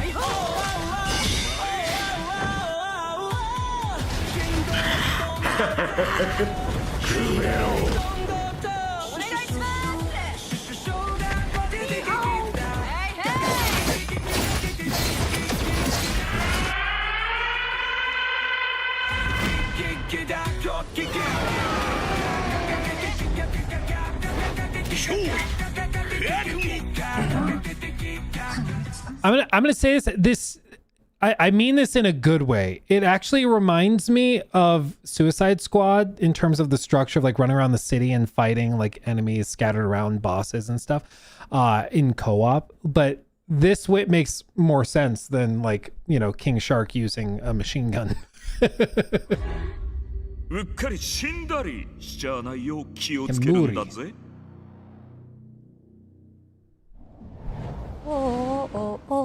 Hi everyone! お久しぶりです。安心の中村いくみです。Did you miss me? I missed you! と言っても多分私のことを知らないし忘れてる人もいるかもしれないんですけど、そうだな。見てね、お姉さんです。今日皆さんにお届けしたのは妖怪ハンターアクションゲーム煙です。舞台は煙シティ。この世とあの世が混ざってるカオスな街をアジアをベースにいろんなカルチャーが入り混じってます。煙あるところに妖怪ありという言葉がありまして、それを妖怪ハンターが見つけ出します。そこで使うのが妖怪ハンターだけが使えるフォックスウィンドウ、狐の窓です。この窓を介してパラノーマル現象や妖怪を見つけ出して、で可視化してそこに妖怪をハントする。しかし、妖怪をただただ集めるわけではありません。私たちのゲームでは妖怪と契約をしなければなりません。頂上をまとい未知を狩る、あなた自身に憑依してもらいます。そして憑依した妖怪のパワーを使って憑依アパレルというかっこいいアパレルをまとってスーパーパワーでもっと強い妖怪に挑んでこの世界の謎に近づいていく。ハンターは種類が3つありまして、1つは刀ハンターになります。もう1つは弓ハンター、次はシャーマン。そこで皆さんお気づきの通りマルチプレイあります。仲間と一緒に暴れて死にかけて妖怪ハンターとして一緒にこの煙シティで煙って遊んでいただければ嬉しいです。Yeah, I love the art 私たちは direction カ too. オスをお届けして笑いをお届けしたいと思って煙を作ってます。あの世に最も近い都市煙シティへようこそと言いたいところですが、煙はまだまだ開発中です。情報いっぱい落としていきますので、もうとにかく煙の世界をこれから楽しんでください。レッツ煙、煙っていこう。シュッシュシュシュッシュシュシュッシュシュカカカカカカ。 She's so funny.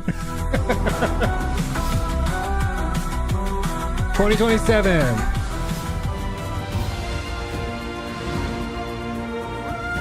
Oh baby. I think Amazon leaked this reveal early. At least the date. Been halfway across the continent looking for you. Hard woman to track down.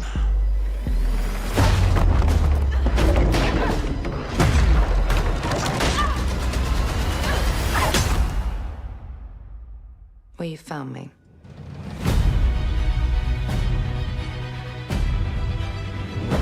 Ms. Croft, I hear when it comes to retrieval, you're the one to hire. This isn't about glory or money or making the world a better place. This is a puzzle, buried in centuries of silence. You don't strike me as someone who walks past a locked door without wondering what's behind it.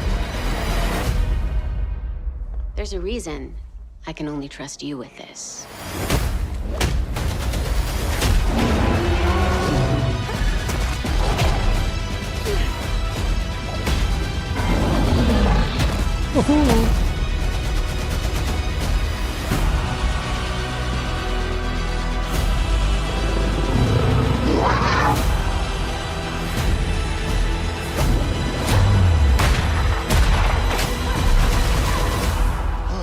Gotta say, I captured your good side.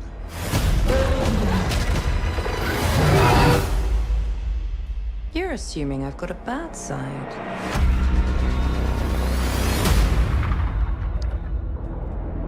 Yeah, February 12th. I was gonna say Amazon's I think it was Amazon's store page listing leaked the date early, like this morning. Looks pretty good. Looks pretty good. Annapurna. So, what was your favorite from today? I liked the Alisol. What did you like about it? He's big and loud.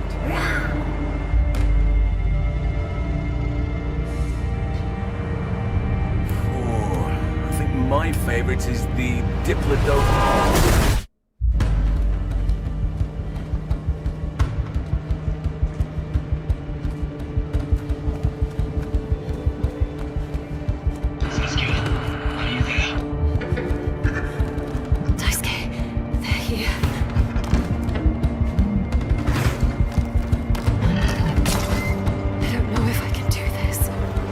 I'm so here for this. You need to keep Oh, dude. You have no other choice.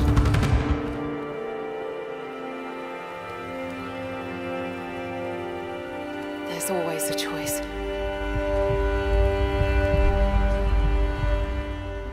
I'm here for that. That looks awesome. There's no way to say it without sounding like you only eat chicken nuggets and ketchup, but dude, I love dinosaurs. I love dinosaurs. I love them. Oh, Phantom Blade.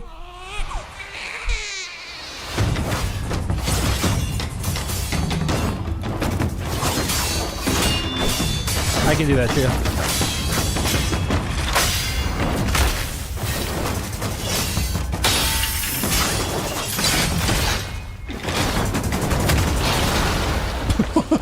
Jesus.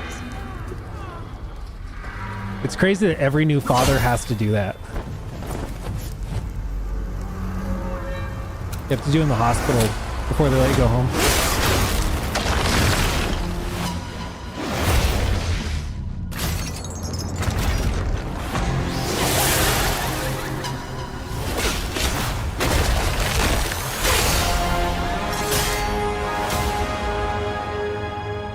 Full trailer and pre-order launch summer 2026. Gameplay and story deep dive. Back in early 2023, S-Game first showed us Phantom Blade Zero in passing in a hotel. And we knew immediately that this game had incredible potential. Look forward to more details in a gameplay and story deep dive coming later this summer. I've played it like 2 or 3 times now. Dude, it's really good. Next, let's head over to the sandworm-infested sands of Arrakis in Dune Awakening.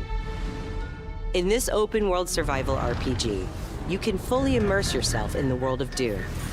Unravel a cinematic story filled with mystery and intrigue, featuring many of the characters from the books and movies. Find the Fremen, wake the sleeper. Alone or with friends, you will explore the vast open world of Arrakis and learn to survive and thrive by unlocking the secrets of the Fremen. Along the way, you'll discover new technologies, craft gadgets and weaponry. You'll discover other players that are way better than you. That will grow and expand as you progress towards power and fortune. Pursue the path of the Bene Gesserit, Swordmaster, Trooper, or Mentat, and master anything from mind control to brutal hand-to-hand combat. In Dune Awakening, you can choose to play with your friends or alone in a brand new single-player mode arriving with the PlayStation release. Oh, hell yeah. That's cool. 5 out of 10, too sandy. It's too dry. Dune Awakening arrives on PS5 on September 22nd. Pre-orders start today. The fan-favorite PS2 classic Dynasty Warriors 3 is getting remastered for PS5. Dynasty Warriors 3 Complete Edition Remastered is a modern revival of the 2001 game that established the foundation of the series. Players can become one of over 40 officers and experience intense 1 versus 1,000 skirmishes across vast battlefields. And joining the battle is Zilwan, the protagonist from Dynasty Warriors Origins. This is one of those games that's just, you know, you drink a couple beers, you get some pizza, and you just go crazy. You know, it's pure testosterone just smashing hordes. It just feels good, you know? Dynasty Warriors 3 could use more mold, yeah. launches later this year. Pre-orders start today. From the award-winning studio behind the Ori series comes a bold new vision for action RPGs. No Rest for the Wicked is a brutal Souls-like built around skill, consequence, and precision combat. Step into a living hand-painted world you can explore alone or share with friends in your own persistent realm. When they launched co-op, I played with my college buddies. Offline. Really fun. The highly anticipated full 1.0 release expands everything. A massive world, a deep class and progression system, and hundreds of hours of content, including endgame, all with full crossplay and cross-save. No Rest for the Wicked launches on PS5 this October. And yeah, the is early available access stuff, to yeah. Wishlist now. Up next, It's really let's fun. check in with Recommend it. Capcom for an update on Onimusha: Way of the Sword. Oh, Onimusha, baby. A beast isn't far from an Oni, you know. You do well to follow his example. I thought you'd see the appeal, Musashi. Dude, Capcom don't miss. It's outrageous.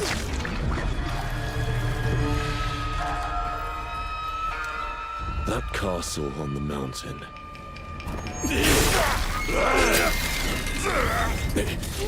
Musashi, I sense Genma. Prepare yourself. No ordinary Genma can move like that. I doubt this area was designed to welcome visitors. The castle's owner must be terribly cautious. I am Suten Tochi, Miyamoto Musashi, the fool who seeks strength yet rejects the power of the Oni. You shame yourself, child. Witness my might!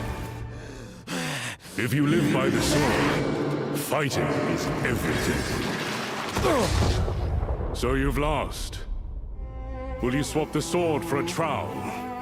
Like hell I will. No? What then? Are you going to start taking human souls? If human souls are what it takes. Musashi, if that's the path he walks, I will follow. I've chosen to trust Musashi's judgment in all matters.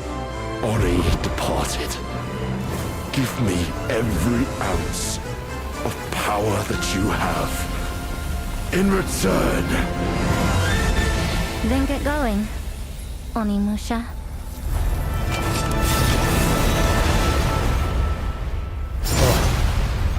September 25th. Oh baby, it's pretty good. It's pretty good. Oh, they give you little charms. We can't wait to get our hands on Onimusha Way of the Sword this September. But you won't have to wait long to try it yourself. Here's one more update from the Onimusha team. Are they doing a demo? I didn't expect that.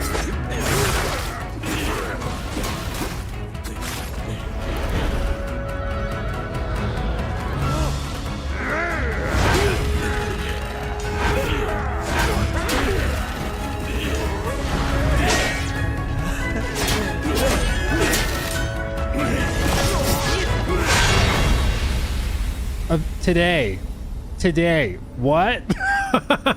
Okay, sweet. Not mad about that. That's crazy. That's really cool.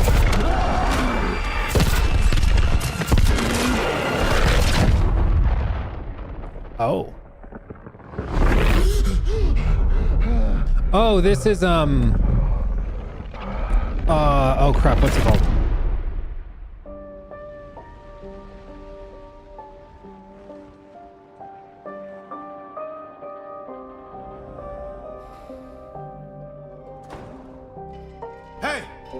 Who's there?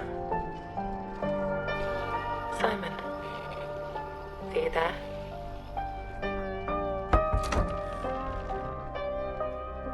Please say something. Where did you go, Simon? Something doesn't feel right.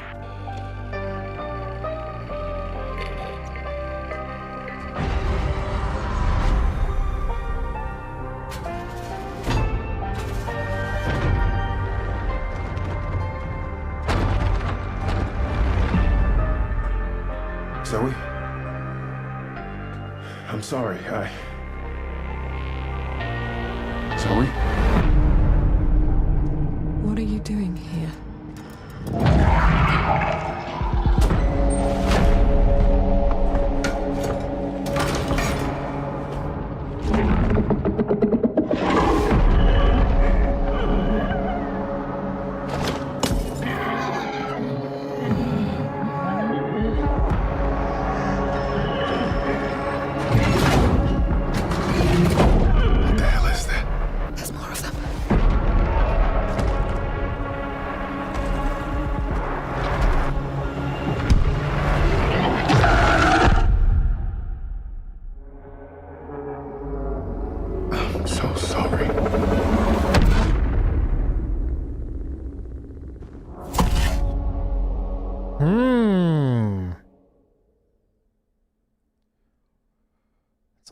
Soon. Dude, they got the target is the front gate of the capital of our homeland, the Federation of Central Asia. We will storm from the sea and take the capital back from our enemy. So you're the next one? The one whose rear we'll have to cover? The people left behind back on the continent need something to hold on to. Some sort of symbol. Ace Spy combat. We will be in visual range of the land battleship soon.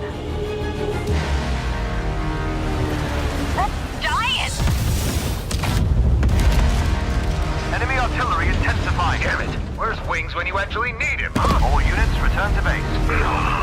Where are you going, Copter? Cover Tasha, Rex! That's where the Wings of Thief comes in. The legendary savior. Dee Dee wants the legendary savior to get as much publicity as possible. The more exposure, the better. Cannons firing! We're gonna be wiped out! All aircraft, pull out. Sorry, Rex. You stay put, Joker One. Above you flies the Wings of Thieves. No harm will come to you. Hands to the sky, everyone! Hope is within reach! The Terminus fingers! What, the imposter? Sharing information isn't always about telling people the truth. Hope's all we can offer, right, Joker One? It's an ambush! Shadows. Just as planned. We dangled the bait and Wings took it. We'll find out soon enough. Would you please? Green flight, defensive maneuver. We've got a leak. Is it time to run, Ray? Hang on. Joker One, down's an enemy. You never ran away, did you? Here we go, Rex. Come on, Ray. Let's go, Rex. These skies belong to you, Rex. Go take what's yours.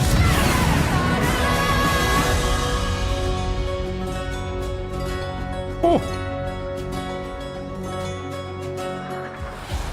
You guys make fun of me for playing Microsoft Flight Simulator all the time, but I love flying games. It's a エースコンバ vibe. ットシリーズブランドディレクターの河野です。お待たせいたしました。エースコンバット8 Wings of Steel の発売日 October は 2nd. 2026 Dude, they're 年 just getting everything out before GTA. It's just everything. Cram it in. You gotta get it 今 out. 回の映像では皆さんがエースコンバット8で直面する出来事を一つ一つのカットに意味を持たせて約2分にギュッと詰め込んでいます。自由自在に空を飛び、ドッグファイトの興奮を味わいなが September ら and October are gonna be insane. There's so much. 他にはないエースコンバットだけの空はもうすぐそこに広がってい Watch ま as す。 Rockstar's like, we're making more progress than we thought. We're moving GTA up a couple months. こち You're らの映像 welcome. をご覧ください。 Oh, Did you know there are 3 kinds of aces?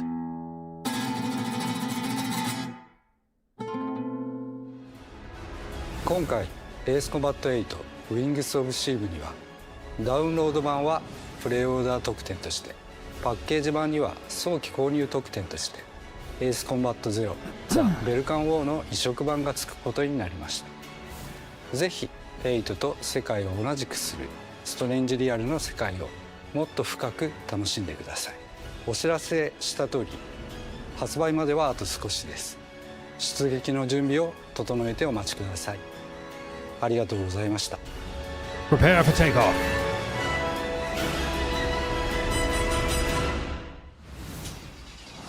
I want to see like gameplay. I want to see like raw, uncut gameplay.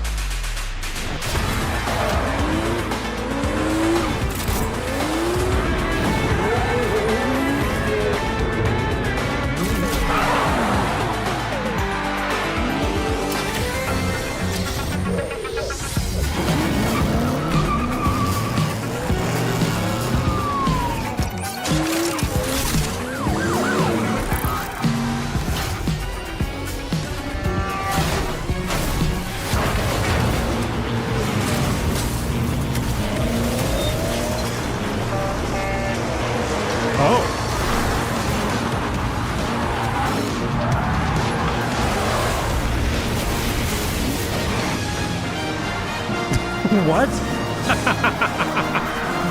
What is happening?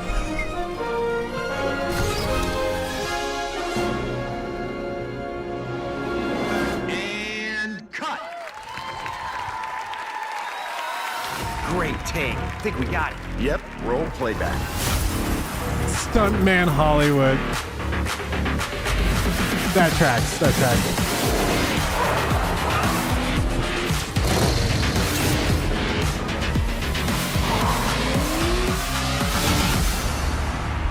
Okay, that's actually a vibe, dude. That's a vibe. I was like, what is going on? Then the DeLorean shows up. It's like, what is happening? That makes fun. That's fun. You do stunts like in movies. That's great. A beast out here? Are you drunk or something? Do him up and show him out. Munfish. But he's still weak, so be careful. What's going on?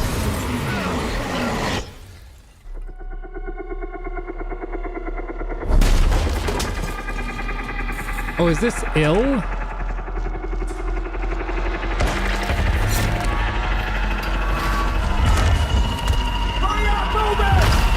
Save your ammo.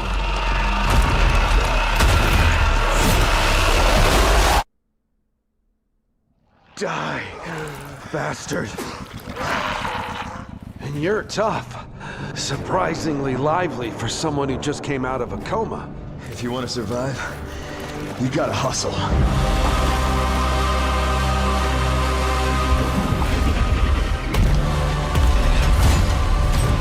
You fell from the moon.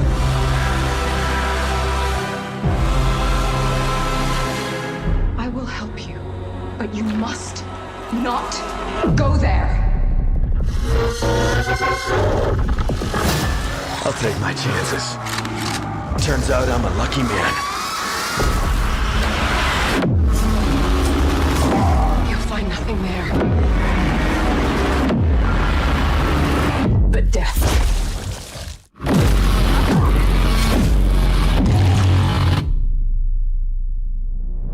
Well, good luck.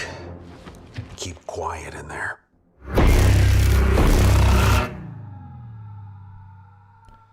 Dude. Wow. I'm at a loss for words. That's insane.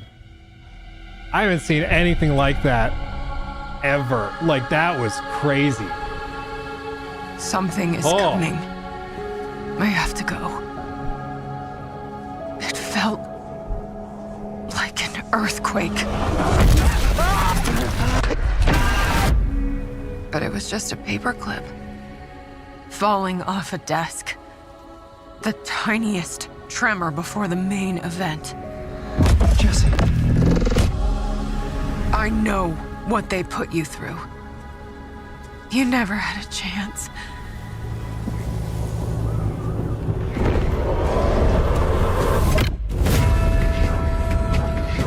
Two days before the lockdown fell, an uncategorized resonance appeared in Manhattan.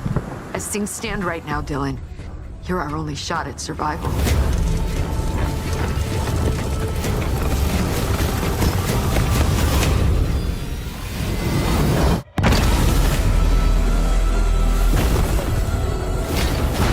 You are not FBC.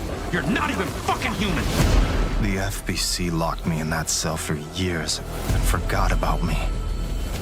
The hiss, it was a way out. People can change. The past doesn't matter.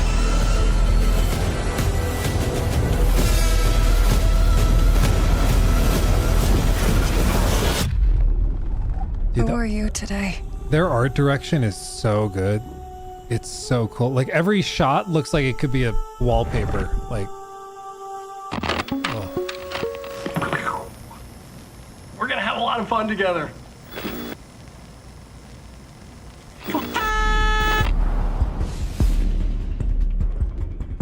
You gotta love Remedy. You gotta love Remedy. It's just marathon.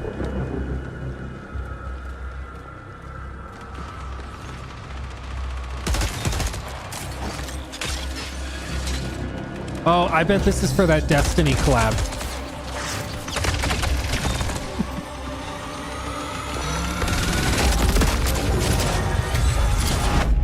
Darkness. For those without eyes to see. The canvas, blank and vast. Secrets. Dude, my little brother Tim, he plays a lot of Marathon, and so I always touch base with him. I'm like, so what's the state of the game? What's else? I asked him, how much money do you think they're making? He's like, I play it a lot with a lot of hardcore other players, and he's like, there's nothing to buy. He's like, I don't know how they're making money. A warning. I think Marathon's solid. Like, it's good. It's just niche, you know? This is fun. There he is.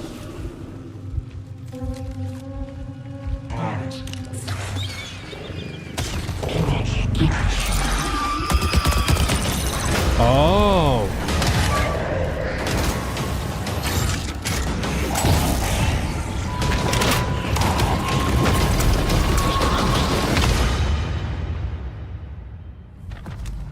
For a second, I thought they were revealing full PvE modes. Do you crave endless life?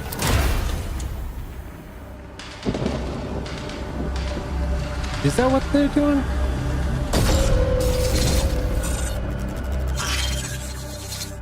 New zone, new zone.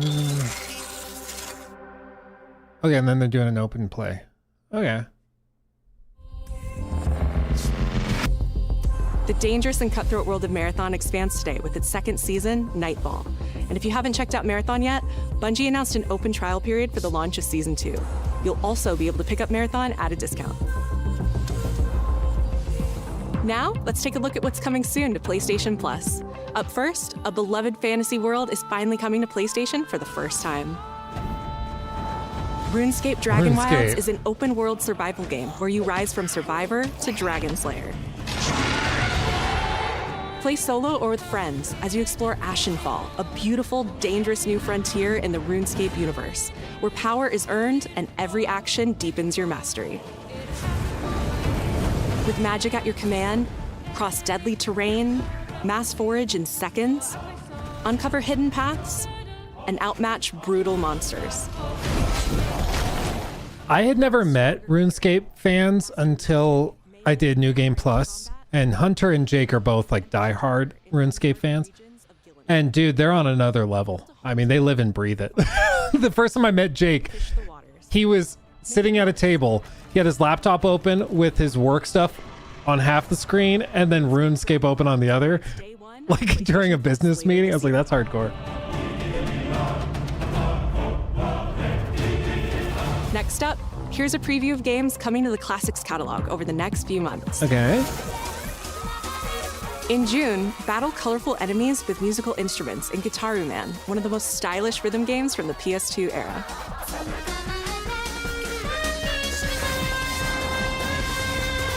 Guitaru Man. In July, PsyOps The Mindgate Conspiracy joins the Classics catalog. This PS2 action-adventure mixes run-and-gun gameplay with psychic powers. Dude, it's easy to forget how many crazy games came out back in the day. Just casually, drop, kind of forgotten about.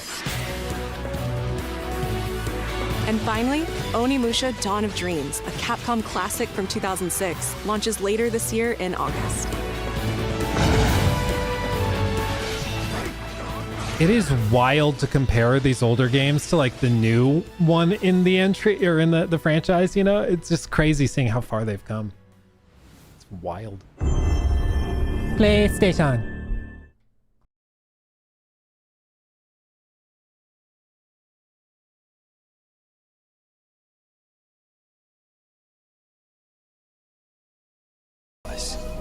This is Dead True International.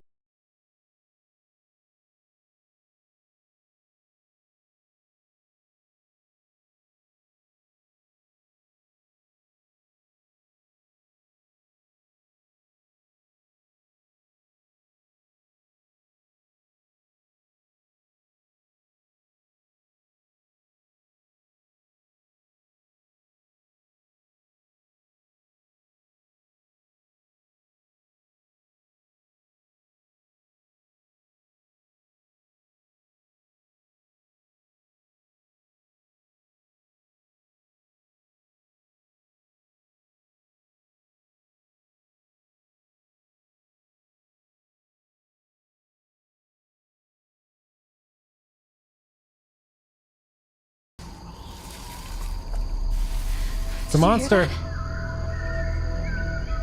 Nate, are you out there?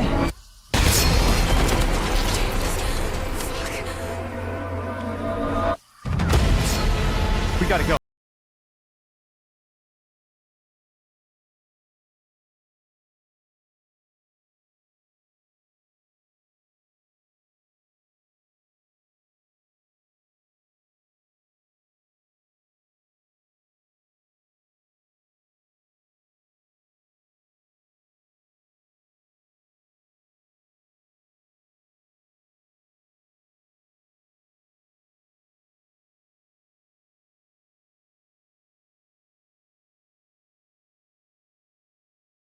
Wow. Until Dawn 2. Yeah, rip Luke indeed. I got squished, man. I got turned to goo. Wow. Hi, I'm Stu Tilley, Creative Director at Firesprite Games. Oh, that's the and best name I hope you enjoyed ever. the first look at our brand new installment of Until Dawn. In Until Dawn 2, a successful crew of ghost hunters who fake all their best content come face to face with real horrors for the very first time. That's great. Whenever you're ready. That's a good Having premise. just signed a deal with a major TV network, they visit an abandoned tropical island. But beneath that beautiful surface hides dreadful, heartbreaking secrets, centuries old and hungry for vengeance. We're looking forward to sharing more details about this very soon, ahead of release in 2027. Thank you. Dude, I love the OG Until Dawn. It's also one of those like OG formative games for me. One more game to show, Like as a and YouTuber. it is something special. This is a brand new title debuting with more than 20 minutes of uninterrupted gameplay. So turn up the volume, sit back, and enjoy. 20 minutes? Buckle up, buckaroo. PlayStation.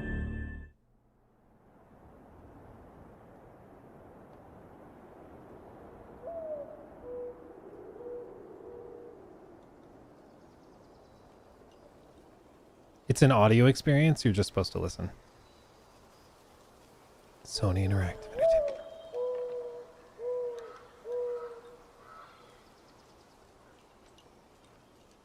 Gotta let it simmer.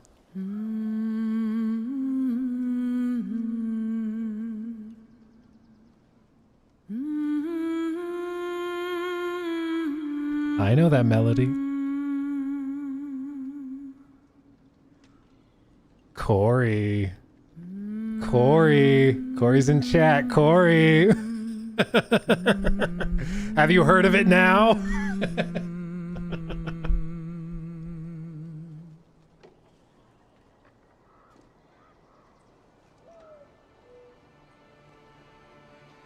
Find your way home.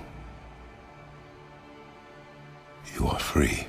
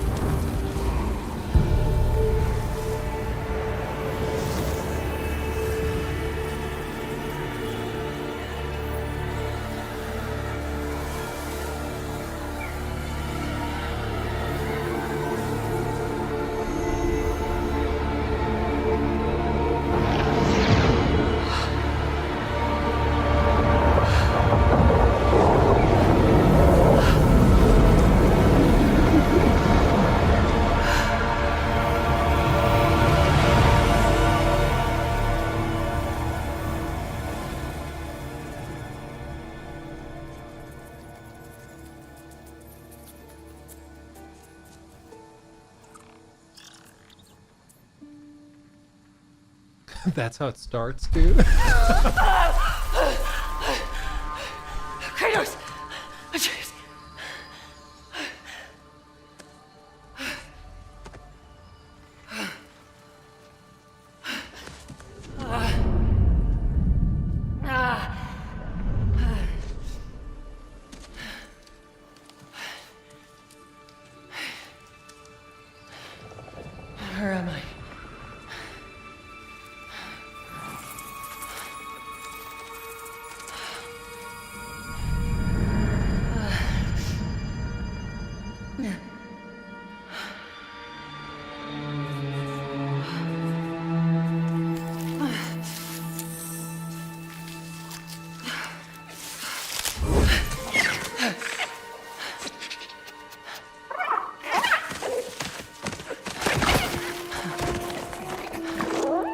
You know where I am?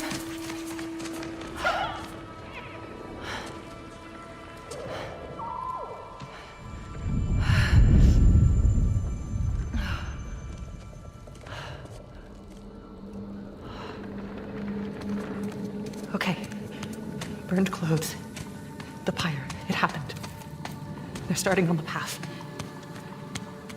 It's just... I didn't get to say goodbye. Dude, so it's in parallel.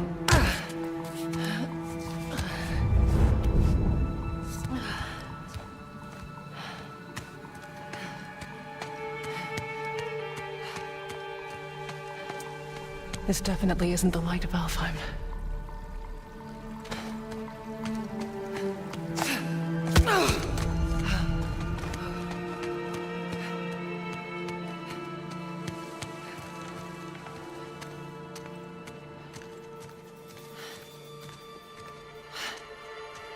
Mask. How?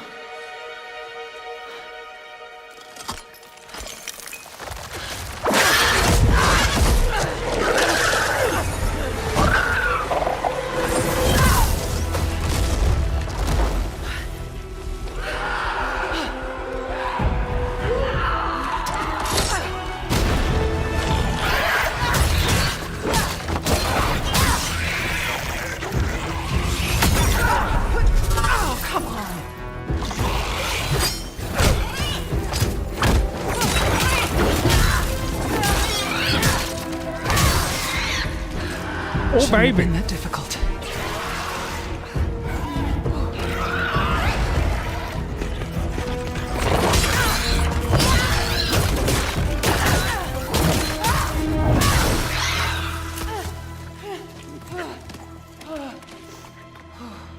Yeah.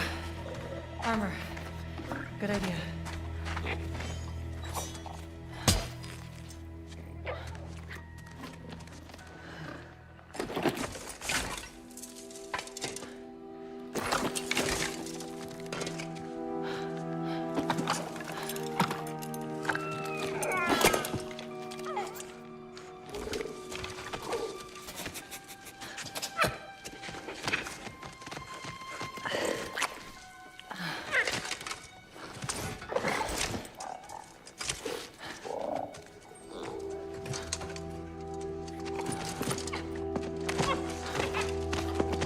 Now, how about a way out?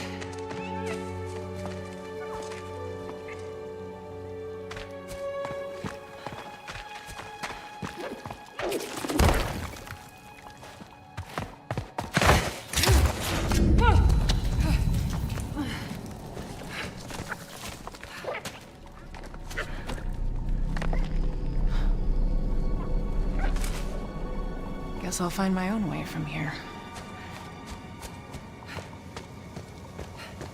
Dude, the hair looks so good too. I'm like still a little, I'm captivated because it's running in parallel. No, it can't be. It's not possible.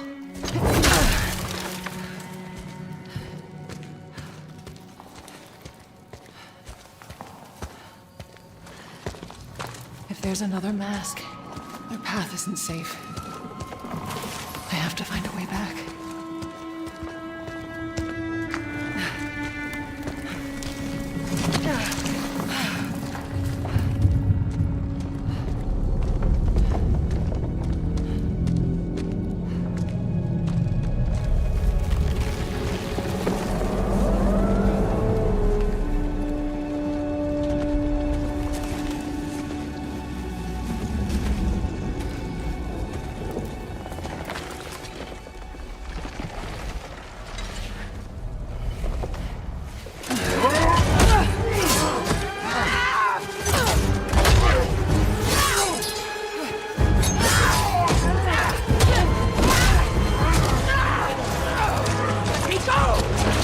come from the Eagle Onslaught. Mount the gates. The gateway is closed.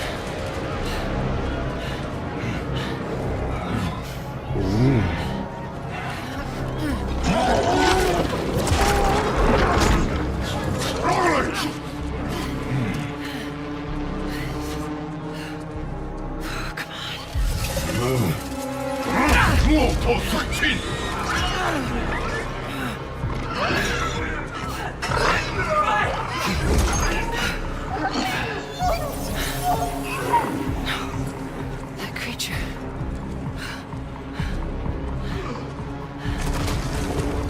Hopefully that wasn't our little friend. Hey, hey! Kid. Let him go!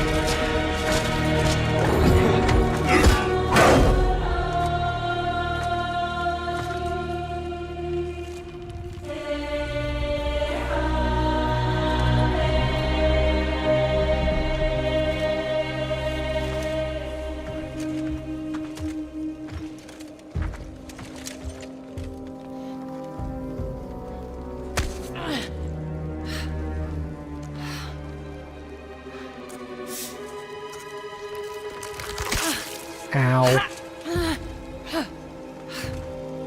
Another mask.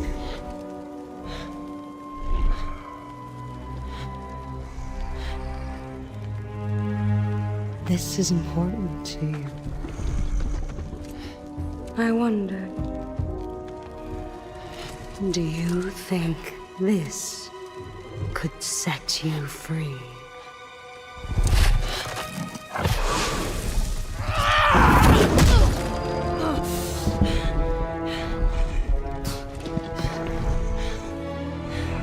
You touch me again, and I swear I'll touch you. I will kill you. Would you like to see how hard it is to die here, Godly? I can show you.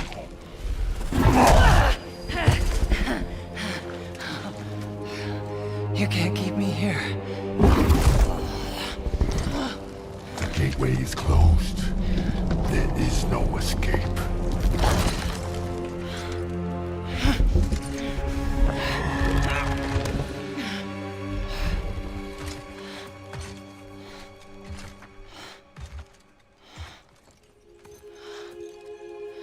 Resisting the truth will only make this more painful.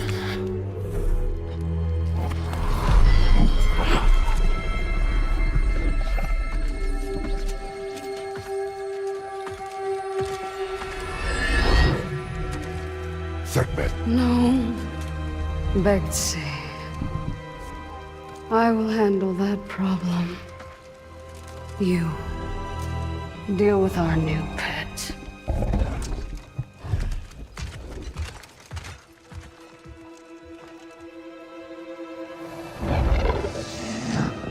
I didn't even see him.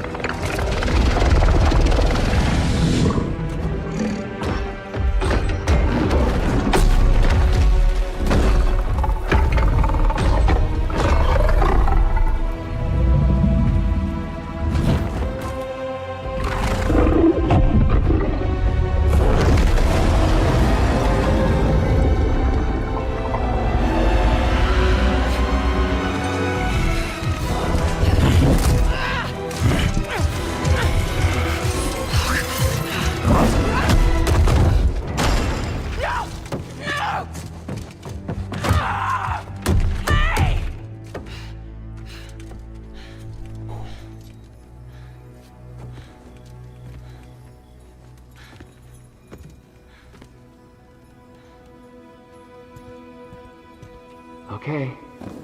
I think they're gone. Just be careful. Fresh air. Oh. An actual gelatinous cube. Different. You're a cube. Talking. You know what? It doesn't matter. How do we get out of here? Yeah, we've tried. There's no way out. And you're a talking sword. I'm not the sword. I'm the ribbons, obviously. And my name is Rue. The cube is Frank. I'm Faye. There has to be a way out of here. A way out? But you're not even all here. Of course I'm not here. I'm dead. You have to be dead to come through the gateway. It's like you're holding something back. This isn't working.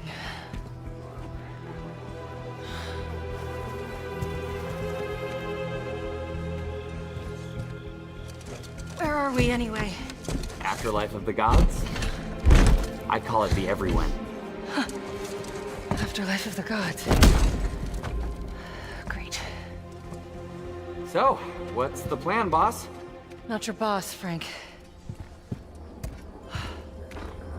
That cask. That's why you're trapped. Yeah. Wait, you made that big explosion happen, right? Could you do that again? My magic, it's wrong here. I feel wrong here. You want out, right? I think we all want that. We definitely do. Faye, you need to accept it. All of it. You're dead. How? How do I accept that? Simple. Focus. You're here. Be here.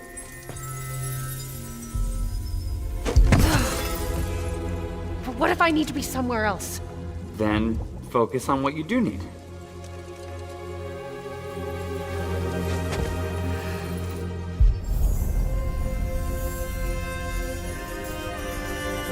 Find your way home.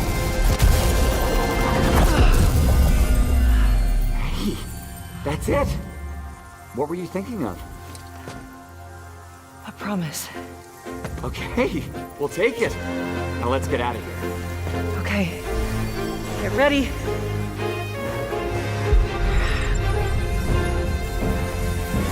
Wait! Not a good idea! Bad idea!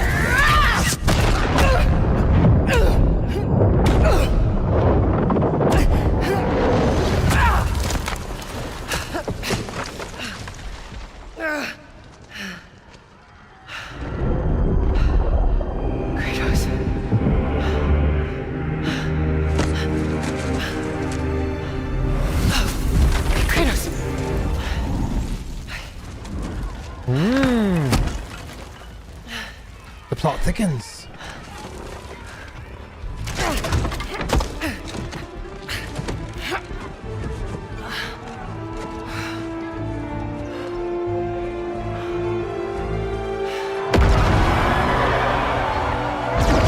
Look what you did!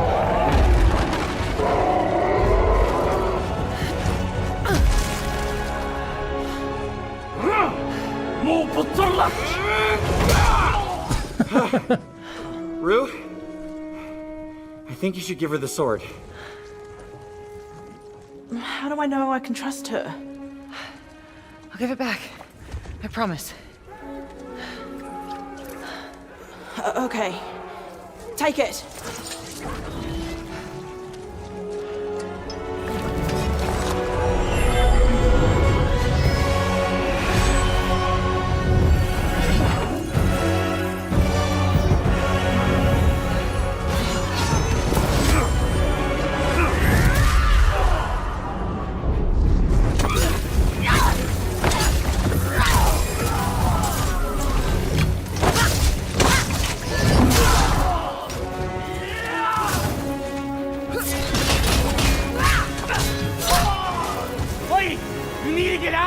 Not until I get you out. I don't need help. Here we go, coming up behind.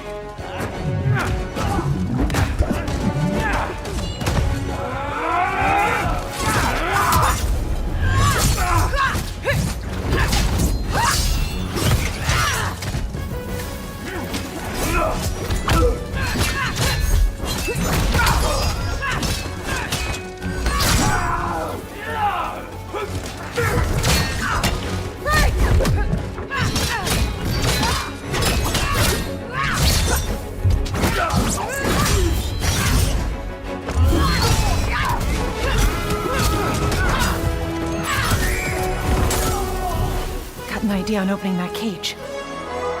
Hey, kids! Get ready! Come on! No! I got a promise to keep. Fine, but lady, that sword, it's more than you think it is.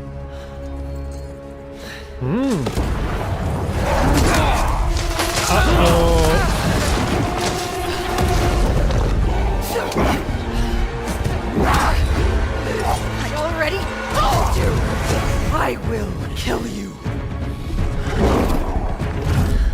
Don't make promises you can't keep, Gotham.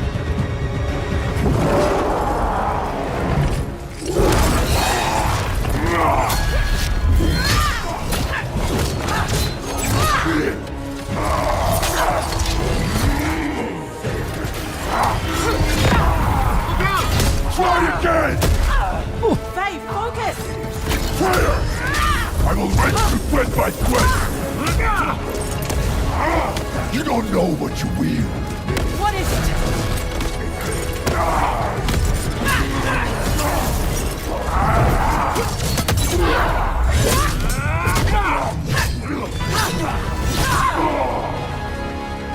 You're scared of this sword. Why? I fear nothing!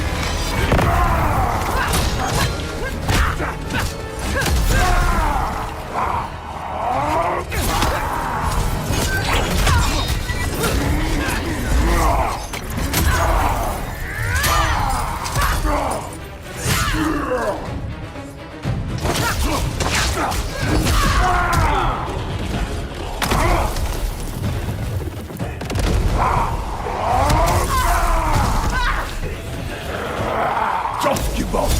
I don't give up!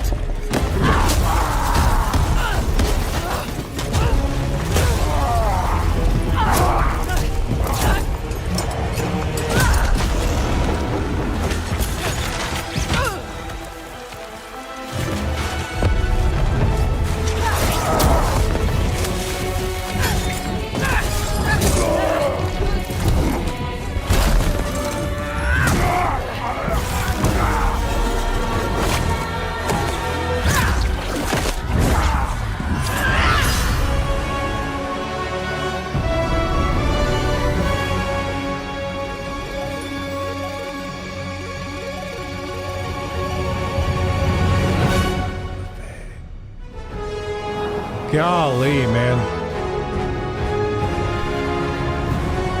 Golly.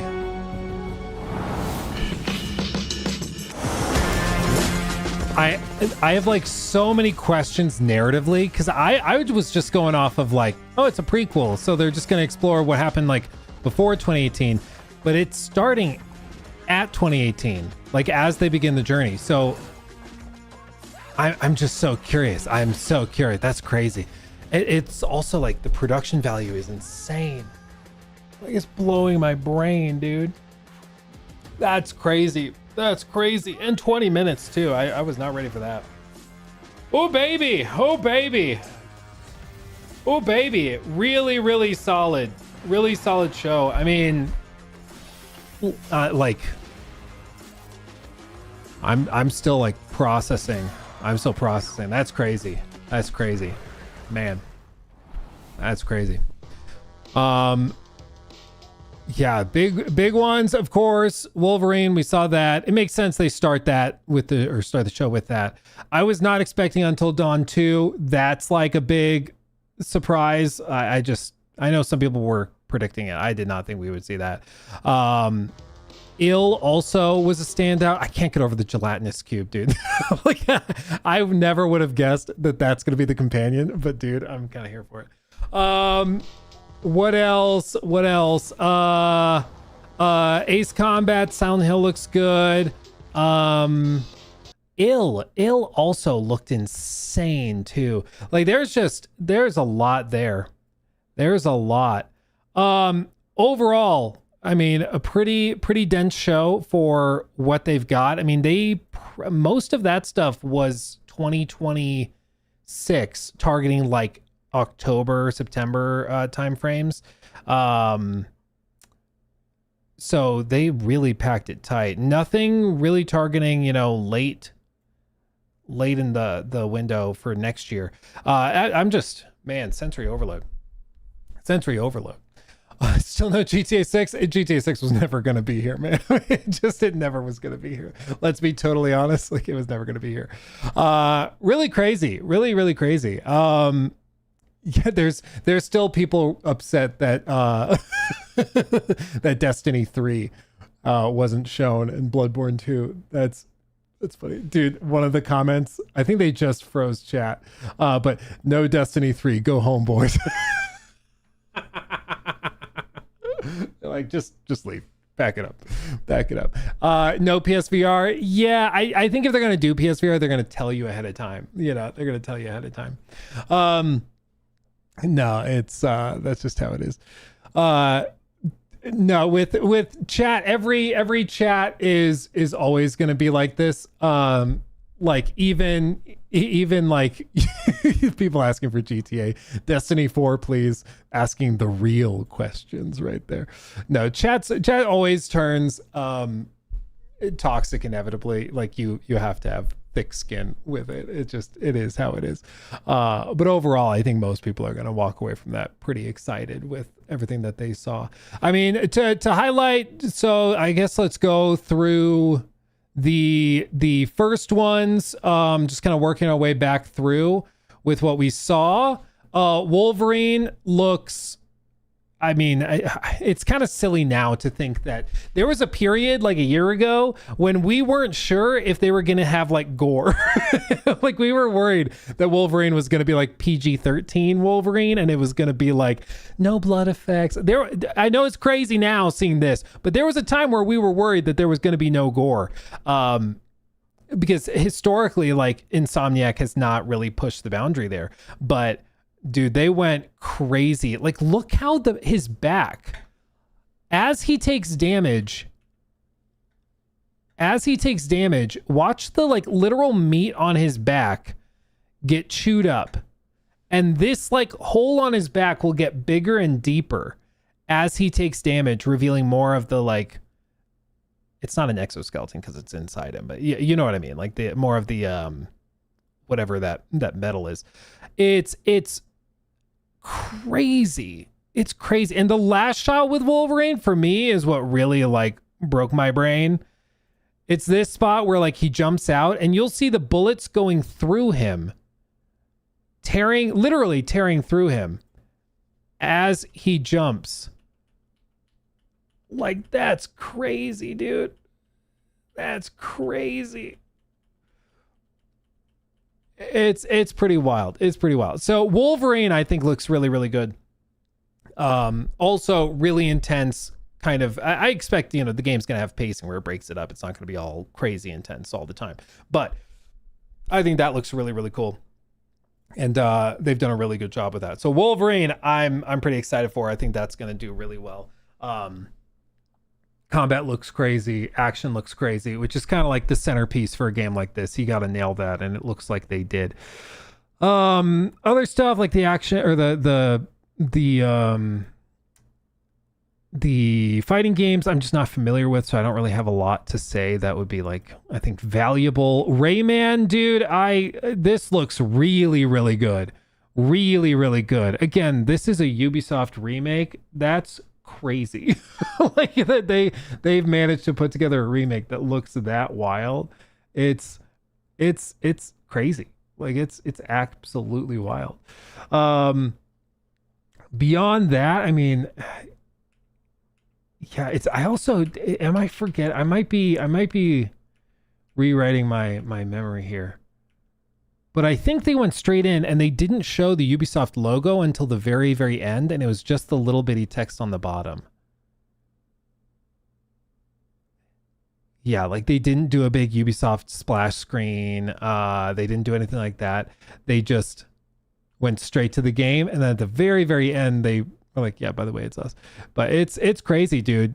Ubisoft's got this. This looks really good. And of course, Black Flag Resynced coming. I mean, I think those are both going to do pretty well because both of these look really, really good. Really, really good. Like, I was expecting this to be like good enough, but this looks like downright awesome. So Rayman, I didn't expect that to pop off.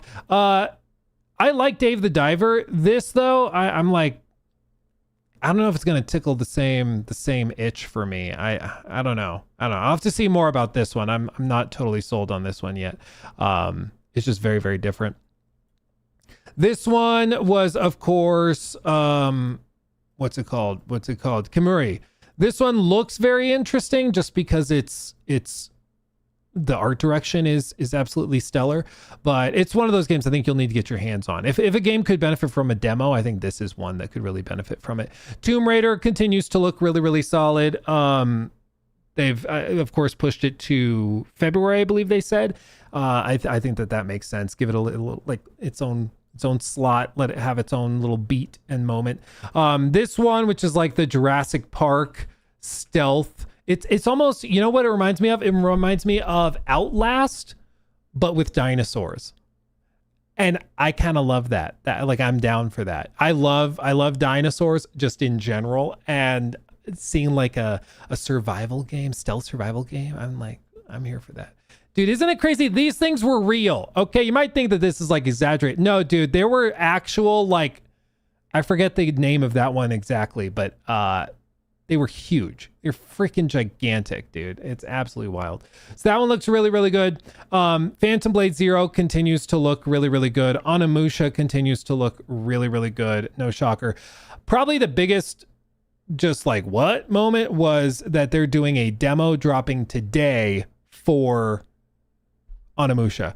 It looks to be the same demo that they showed at Summer Games Fest last year behind closed doors. And then they eventually did like an edited version of it for the public. So it looks like it's that demo just brought forward. And so I'm just surprised by that. I was not expecting them to do that, but I'm not complaining. You know, I'm not complaining at all. That's absolutely crazy. Onimusha, again, Capcom just don't miss. They're just hitting it out of the park. Silent Hill also, I mean, it's Silent Hill. You got to pay attention when they show up. You know, slow, suspenseful horror. That's what they do best. Ace Combat. I mean, you guys know me. I like airplanes and I like dinosaurs. So this is like, I'm here for it. As for what was next? What was after Ace Combat? Oh yeah, the stunt driver.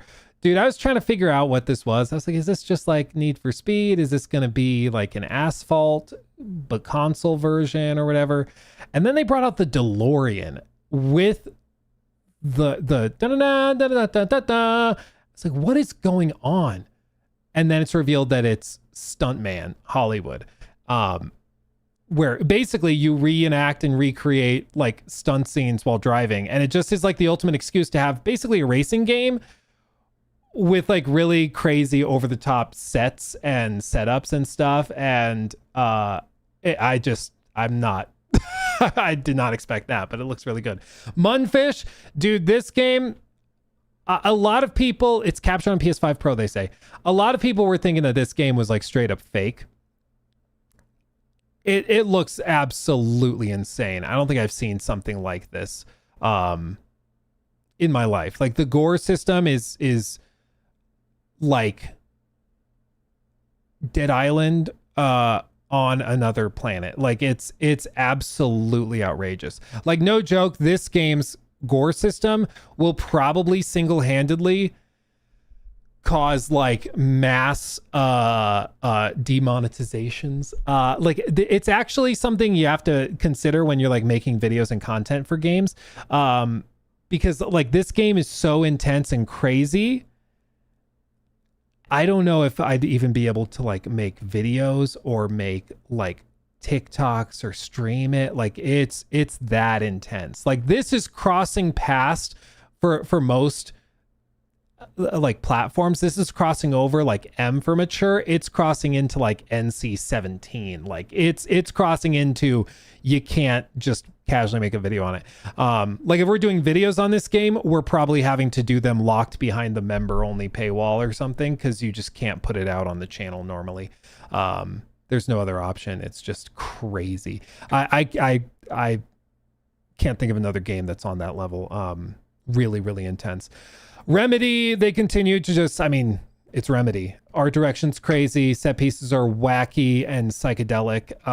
It's going to break your brain and be brain melding, but that's what they do best. So looking forward to that.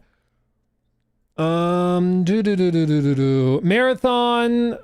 Yeah, they have a free play weekend that you can check out if you're interested. The PlayStation Plus catalog.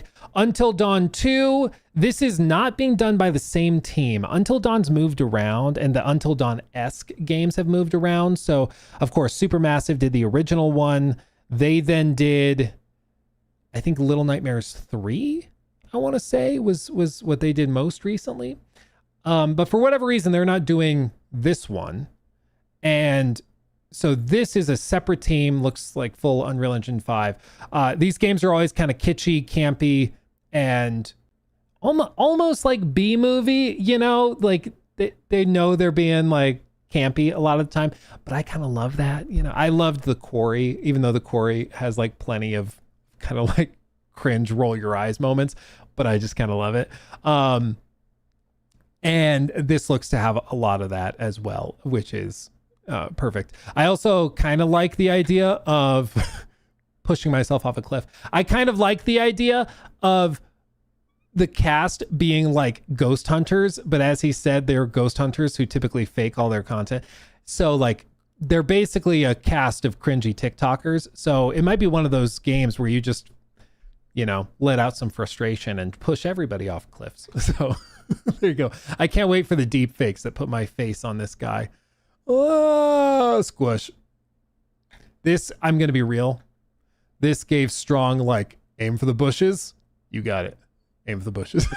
You know, in what movie was that? What movie was that? You guys will tell me right as I think of it. Was it good? Is it Good Guys? Good. The other guys.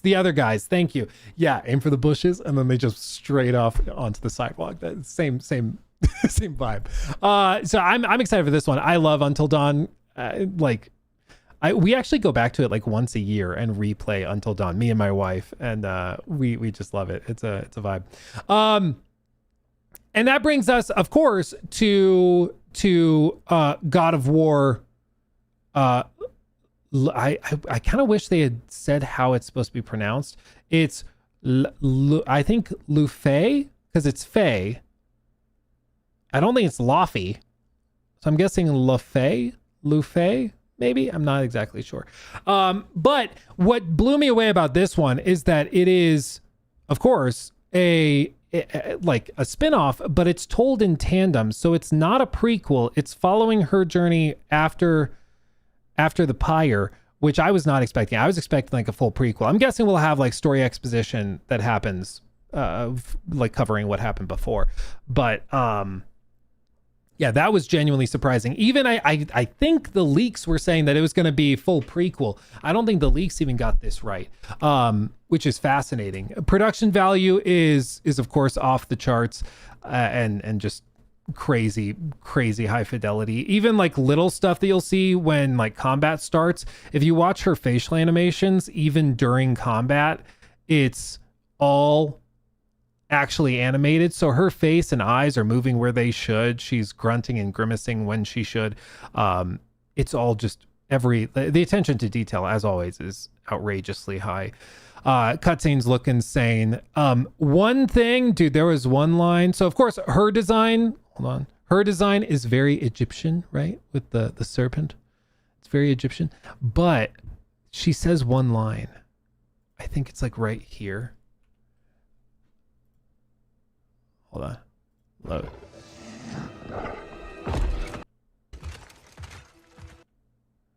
Deal with our noob. Maybe right before. Sekhmet. Sekhmet. He says it. Sekhmet. No. Betsy. Sekhmet.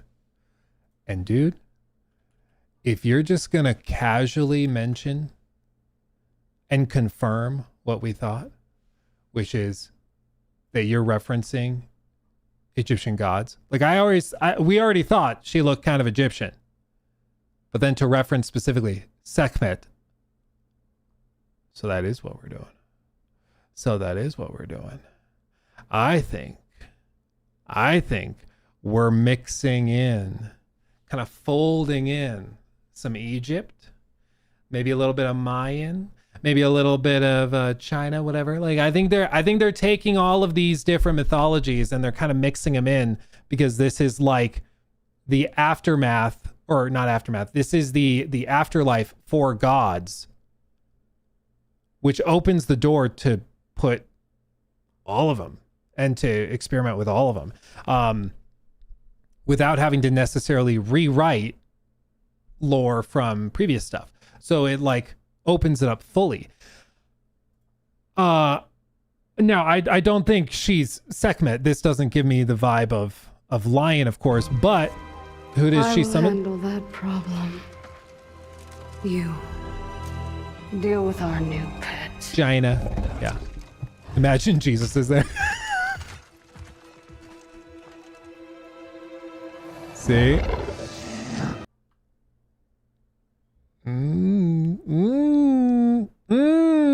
You know, the dress could be her main. It could. I mean, these look more reptilian to me, like more of a snake-like or reptilian depiction. But it's possible. I'm not sure if she's supposed to be Sekhmet or not. But this also. See this? The rattlesnake tail. The rattle. God with and I forget the name. It's just a chimera, I think. It's like their version of a chimera, which of course are like lions with like the snake tail, but they could swap it out so the tail is actually the tail of a snake. Yeah, kind of like this. So instead of the serpent head, it actually has the rattle. It's like their version of it. There's so many things that they can do. Wadjet.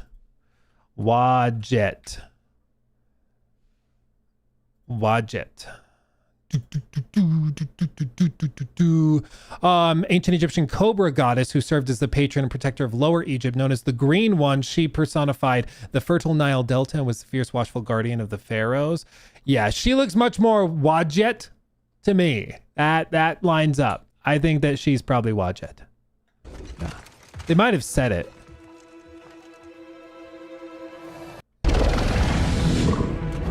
Yeah, I think so.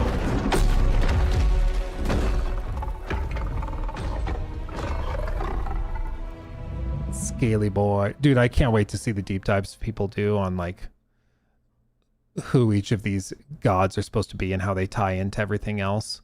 But you see like the planets, are each of these their own realm? It's like, is this the Egyptian realm? And this is, I'm so curious. There's so many questions that open up. It's just like crazy intense. Again, the production value is outrageous. The gelatinous cube is like, of course, a staple for fantasy games just in general, going back to like D&D and everything. It's a classic. And I'm here for it. I'm curious about the sword. People are going to be doing a lot of digging on the sword and potential implications. Their combat, dude, when I heard that it was more like Devil May Cry inspired combat than what we saw with like God of War 2018, I was like, okay, I'm not sure exactly what that looks like. I was imagining like camera pulled way out and it's like much more top down. Like I was not sure what to make of that, but seeing it in action, it's pretty baller. They have, of course, instant parries. They have iframes with the dodge. It looks like if you tap like circle at the precise moment, she kind of does the phase out of existence thing. Seeing Frank help in combat by bouncing around is also fantastic. And then of course we get to like the big boss fights with the big scene transitions that we came to know and love from God of War Ragnarok in 2018. It's just crazy. I'm coming to help. It's just, and it's so silky smooth too. It's just crazy how smooth it transitions from set piece to set piece, from arena to arena. It's pretty intense. It's pretty wild. I was wondering what they were gonna title it. Like the whole time, I was like, are they gonna like do God of War and subtitle? I feel like they want to establish it's in the same universe, so that kind of makes sense. But I'm just so curious. I'm so curious. So I'm giddy again. It shouldn't surprise you guys that yeah, realm filled with people pissed at Kratos. Basically, it shouldn't come as a surprise that you start to sprinkle in some Egyptian mythology. You mention like Sekhmet, and I'm like, you don't say. you don't say. Okay. Yeah, that's gonna prick my ears right up. I'll tell you what. I think it looks crazy. Now, interestingly, so they show it, God of War Lofe. Again, if there's a way to mispronounce something, I will mispronounce it. And so I have no doubt that that's what I'm doing. But they do not give a time frame. They just do the title reveal, and then they say coming to PlayStation 5. That to me suggests I'm guessing it might slide and be more of a 2028 game. There were rumors that this could be like early 2027 and be like the first half of next year. It seems like that's not the case. It's Louve. Oh my god. That doesn't. Lafe. We need a white person pronunciation guide. Laufe.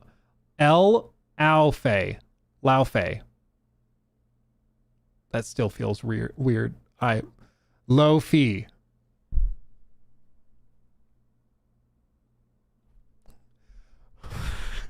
Laffy Taffy. Yeah, exactly. God of War Laffy Taffy. Anyway. But yeah, it says PlayStation 5. So to me, this sounds like it sounds to me like early 28, I would guess. Lo-fi? LaFay? Lao is ow. Lafe.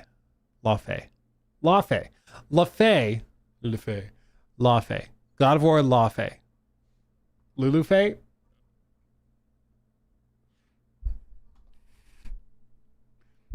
They had to know this was a risk.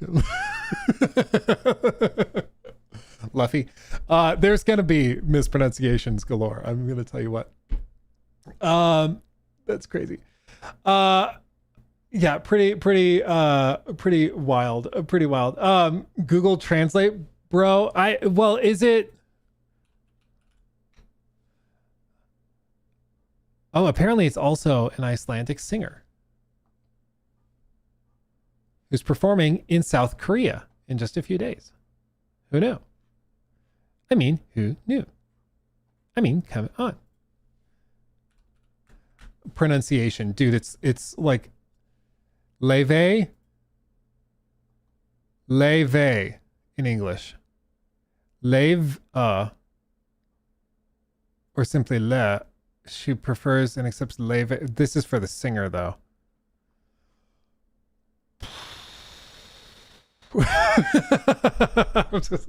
Oh my god. Pretty wild. I'm like still trying to like untangle the potential narrative implications of all of this, because if it's told in parallel, in tandem, I have to think that there's going to be there's going to be there's going to be times where she has influence on the story of God of War 2018. So some things that maybe weren't explained in 2018 will be explained by her. So like, who blew the horn? Do you remember that? Yeah, I bet she blows the horn.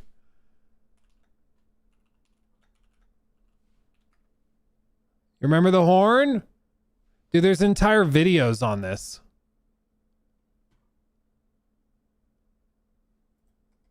Horn in God of War. Somebody just called the serpent. When Kratos carries a sick Atreus to Freya, the horn that summons Jormungandr suddenly blows across Midgard. Both Kratos and Mimir notice it, and the game makes a point of highlighting the moment. But strangely, we never find out who blew it. Many fans expected Ragnarok to solve the mystery, especially since the World Serpent plays such a major role. But the question was left unanswered. Some players theorized that it was Kratos himself blowing the Gjallarhorn through time, but director Cory Barlog later denied that. Okay, the 3 Xanax are finally kicking in enough to quiet the screams of the demons in my head long enough to let pass out for a time that I can charitably call some sleep. Keep the faith. One day I will be coherent enough to actually create the moment to answer this. That's funny. I hadn't seen that tweet before. That's funny. I think it was probably her, and we're gonna have that moment in this game where she blows the horn, or the cube does, or something. Like I think that there's going to be an explanation for that. I know this is going to be surprising, guys. This wasn't real. This leak wasn't accurate at all. Watch the extended trailer Sony posted. Okay, hold up. Sony. Okay. Oh, they posted an interview 3 minutes ago.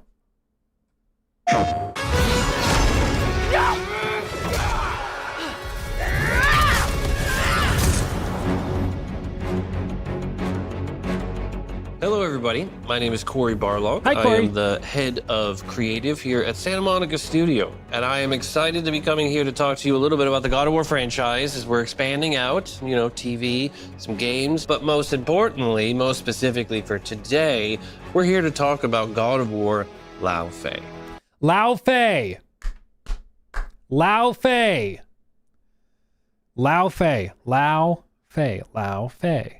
Her name is Fei. Add a Lao Fei. Okay. That settles it. Okay. And I have the director here sitting with me. So he's not the director. Okay. Also, I guess a misunderstanding or I don't know what to call it. He's head of creative, and Ariel is the game director. I'm going to be talking to Ariel Lawrence is somebody who I've worked with for 23 years. Look at that. See, she's laughing because that, my God, is a long time. And obviously we've done different things throughout all of that, but we're going to get to know Ariel just a little bit in this sit down and talk a little bit about our past and what the game is that we're making here. Ariel Lawrence. Yes. How are Cory. you today? Excited to be here. Excited to be here. That's good. That's a good answer. Look, so when did you start working at Santa Monica? When was it? I started working at Santa Monica in August of 2003, and I was right out of film school. I got hired to cut trailers and videos, and I cut the TGS trailer for the first God of War. And then I wanted to do more than wait tables, so I asked if there was anything else I could do around here, and I ended up working in production. And I worked on God of War 1, 2, 3, Ascension, and I was 2 years on 2018 before I took my little walkabout in the world. And then I couldn't get enough of this place. I came back home. That's quite an amazing journey. You have deep roots with the God of War world. Cutting the trailer for TGS, that was like the first sort of thing that I worked on, I think, when I got here as well. So that was back in the day when Kratos had blue tattoo. Yeah. And we're still calling him Dominus. It's still calling him Dominus. Yep. Yeah, and the team was only like, 30, 35 people maybe? Small compared to now. It was weird. It's weird to think Yeah. about making games with that small of a group of people. When we were like 65 people, that's so much. And then we got to 100, that's so much. Yeah. Oh, what are the most memorable aspects? Now they've got to be hundreds and hundreds. The whole franchise. The whole franchise, I mean, I think each game definitely, I think, left its mark or scars, battle scars. Yeah. But, it's like the studio's just the commitment to quality and the late nights with each other trying to figure out some problem or make some magic happen in the middle of the night, or coming back in and somebody took a smoke break and, I don't know, maybe changed the boss of God of War 2. I think that might have been I feel you. like that's a dig at me. I feel like I'm going to own that one because that's entirely true. But Yeah, no, I mean, every game was like a new set of challenges. Like, how do you make Titans? How do you make the trailer for the Titans come through? Yes. How do you make multiplayer? How do you reinvent Kratos? Where does he go? Like, so it's always an exciting story. Why did you want to come back to the studio? What made you decide this is where I need to be? The short and probably semi-uncomfortable answer for this interview is I came back for you. Definitely that bar of excellence has been in my head for a long time. Your creative voice has weighed down on some projects of mine. And I don't know, I just missed the team's commitment, just the people here. I came back for the people. Came back for the people. I came back. I like that. That's better than coming back for me because the voices in my head are not ones to follow. That's your voice in my head, not your voices in my head. That's different. True. If you had my voices in your, that's not even. That's a whole nother series of videos, I imagine. So, when you found out coming here that you were going to work on a Faye game, what was your thoughts? I was excited. I was a little shocked, surprised, I think, that we were going to do something different. I think when I was coming back and talking to folks, I had just assumed it would be another Kratos game, and that's who I would be telling stories about for the rest of my life. And I was okay with that. But I think finding out about Faye and just seeing somebody whose journey that we could really explore and turn new pages on was exciting. Looking at the world in a different lens was exciting. So it was, just saying yes to that opportunity, I think was really cool. It's a good outlook. Just say yes to that opportunity. That's what has gotten me into a lot of trouble over the years. That's true. I still can't present yes position included. Yeah, I always try to talk people out of directing. You these did games. try to talk me out of doing this. But I try to be upfront and straightforward about it, just so that people don't feel like you tricked me. Like, no, you were very honest about the work that it entailed for doing this. Yes. Yes. And it's exciting. Faye is, while it's a different thing, it's still part of the larger tapestry of what we're doing. We really want to explore all these different characters in there, but there's always going to be Kratos games. Like throughout the whole history, we're super we can't not tell stories about the big guy. I think that is something to be like very, very clear with. Like it is, and it has been for a long time, a question whether you can do God of War without Kratos. And it does seem like there's a couple of little splashes where, of course, he's like the first thing you see in the reveal. And then he helps her up inside the cage after the explosion. So it does seem like Kratos is here, but it's not clear how or why.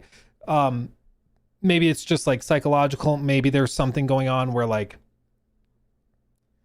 I mean, it's afterlife. So maybe it's outside time. So Kratos is coming and can help and show up, but it's after he's died. Like, I don't know how they're going to do that, but I'm sure they have answers why he's showing up and she's interacting with it. It wasn't just that she saw him. He helped her up and grabbed her. And so like there's going to be an explanation there, I'm sure. But it's been a question for a long time as to whether you can do God of War without Kratos as like the leading man. I remember there were discussions over a potential spin-off game for Atreus, whether you could do like a Miles Morales style game with Atreus as a playable character, and whether that would work as God of War, like God of War Boy, or whatever they would have called it. And of course they didn't end up doing that. But I do think it's a question, and I'm sure it's a question that they've been pondering and asking themselves too while they've been working on it, like trying to figure out whether like how do you make it still feel like God of War while not having Kratos as the protagonist. But the other piece, and this is just like, let's be totally real, Kratos went on a pretty clear character arc and journey from 1 to 3, a real tragic tale, but from 1 to 3. And then 2018 starts him on a new character arc that goes through Ragnarok. And I think they could have extended and done a third game to finish out that arc, but they wrapped it up in Ragnarok. And so whatever the next game with Kratos is, it's got to start, and you got to figure out, where does Kratos go? Where is that character arc going? If he's the central character, like what is the problem that you're trying to solve? What is the conflict that you're exploring?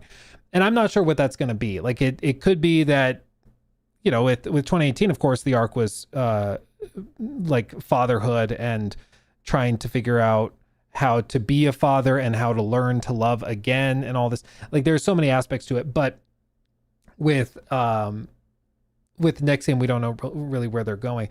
With Lao Fei, it's going to be interesting to see what they do and how they tackle this, because it seems like Kratos is involved, but in a more ethereal sense. So I'm very curious. And again, the fact that I thought the way they'd get around it was by doing a prequel. So the game takes place before 2018, and then you're experiencing the arc of Kratos learning to love again, like learning to fall in love after losing his family. And so I just thought that was the natural place to go. But seeing that it's told in parallel to 2018 leaves me very, like, I just don't know where they're going with it. And so I'm intrigued. But yeah, this as they've just alluded to, it's a question that's been brought up many times, which is, can you have God of War without Kratos at the helm, and how do you make it feel like that? And so that's going to be something a lot of people go into this with, like, skeptical hippo eyes on, is just like, it's like doing The Last of Us without Joel or Ellie. Like, it's I think tough. It's a tough sell for diehard fans, but I'm sure they're well aware of that question, you know. Let's go into directing. What are you most excited about in stepping into the role as a game director? There's like a fine line between excitement and being terrified. I think I'm on the edge of excitement most of the time, but I think being able to be curious about everything on the game. Previously, I had done a lot of work on story and cinematics and in different pipelines for the game, but this really got me able to be nosy and ask questions and really get people to look at things differently from a lot of different perspectives, and to just, you know, have an opportunity to kind of like find myself in Faye's story was exciting. But yeah, then I think just, you know, captaining this ship with all of these humans making this game together is a lot, but it's very exciting. I want to go back to something you said, finding yourself. Talk about what part of you you're putting into the game. I mean, I think, you know, we've always come at stories from Santa Monica with, you know, characters at their heart, right? And finding ourselves, you know, even in Kratos, you know, everybody's had a point in their time when they've made some decisions that maybe they wish they hadn't and really thought things through again. But I think for Faye, that was that question of, you know, who is she? You know, who was this person that everybody idolized and, you know, just stood in awe of, and to really think about all the facets that make up that person, right? She's, you know, a loving wife and mother, but she's also a warrior. She's a guardian of her people. She's a rebellion leader. She's all of these things. And to be able to have an opportunity to just explore that person with the detail and the love that Santa Monica brings is just, you know, very touching, very exciting. What's the hardest part for you stepping into the role as a director? Is there any sort of individual parts where it's like that you feel great about overcoming? I think that's probably the more specific question. Is there's hard parts, but we always sort of push through and we get to that other side. What's any hard parts that you can think of? That I mean, I think the hard parts there are definitely some places where I feel, you know, comfortable, you know, like story is a comforting place for me. But there are some places that are new in a way that having to be familiar with that depth, you know, there's engineering things and design issues and all sorts of things, and everybody has a question and they all need their answers immediately, and trying to kind of keep the potluck that we have going and becoming still digestible at the end of the meal, like that's been very difficult sometimes, of just trying to get everything they need to be as creative as possible, and then keep a handle on making sure that it still tells a singular story of Faye. I think that's been, it's been a learning and growing experience as time has gone on. And there's always voices from the top and there's always voices from the bottom. Everybody has an opinion, which is one of the things I love about Santa Monica. And it's trying to figure out how to temper those to make sure that we're being truthful to who Faye is and what her journey is on that. So you kind of dove into aspects of design and Yeah, engineering and got more educated on that. Yeah, I think that's the fun part. I mean, that's the wonderful part about making games, is that it's not just one person, it's hundreds of people now to make it together. And, you know, that's, there are places and things that every day is different. You know, every day is, you know, 80 different meetings about different topics and, you know, play testers and build times and, you know, design questions and art questions and narrative questions and, you know, working with actors. And it's exciting. So I don't know, it keeps me busy. Never a dull moment. Exciting, overwhelming, but fantastic. And you are doing an amazing job at it. Appreciate it. Falling into the crazy fray quite well. Yeah, it's got, I mean, you're taking on one of the biggest franchises in the world, and specifically doing a project that's like, I mean, they haven't done it before. Like doing a full spin-off has got to be, it's a bold move, period. So I think it's going to be fascinating. It's going to be really fascinating. I think obviously like the production across the board, production value is insane, and they know what they're doing. I just have so many questions narratively. Like the set pieces are crazy. The art direction's crazy. I mean, just so much of it is crazy. But I do think that there's going to be this like debate over like, what is a God of War game, you know? And that was a question that was going to happen regardless of whether it was Faye that got the spinoff or if it was Atreus that got the spinoff. Some people thought that it was going to be crap, what's her name? I'm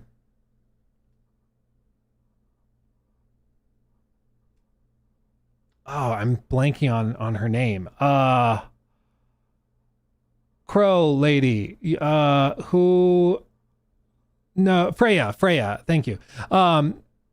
Like there were people thought maybe they were going to do a spinoff there. So I think no matter what you do, when you do spinoffs, there's going to be a good amount of skepticism, and games can do really well even with like a game not feeling or not passing like the purity test of the franchise. Like for example, Assassin's Creed Odyssey sold tremendously well.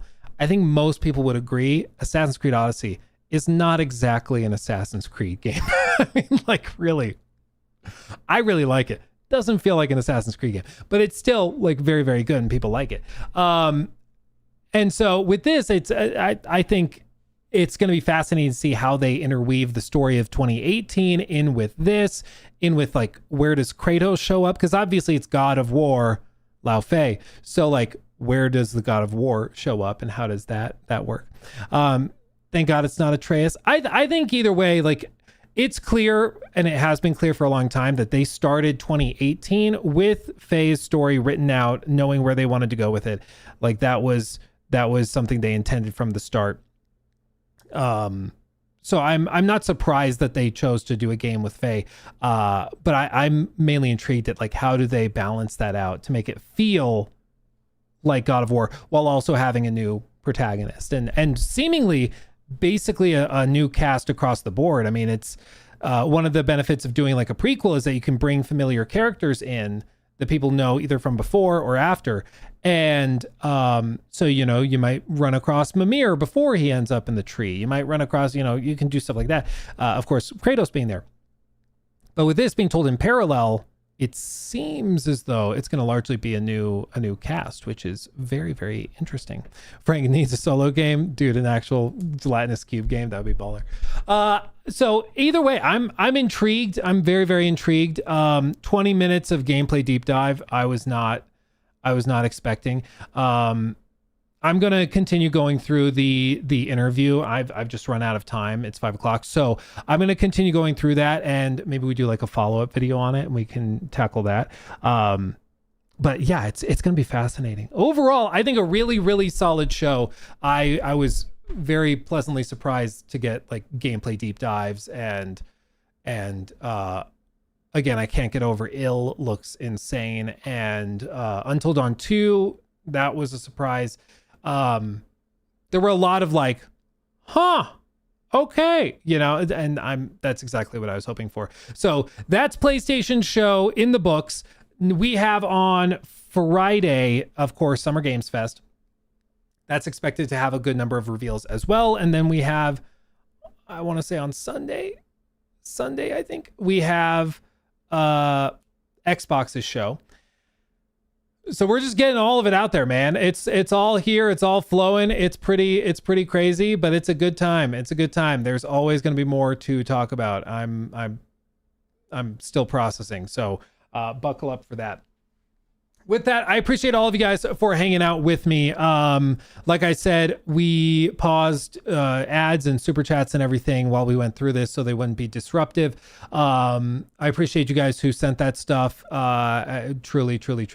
I'm going to try to save a log of any that I didn't get to today, and we can go through that at a later time. Like I said, I just ran out of time for today. As for next plan and next steps, I will have a lot of content coming this weekend. We don't know if I'll be able to co-stream everything this weekend because it's just dependent on Wi-Fi at a place I am not at yet. So what are you going to do? But I will let you guys know. At the worst case scenario, we'll have clips and stuff like that go up. Okay.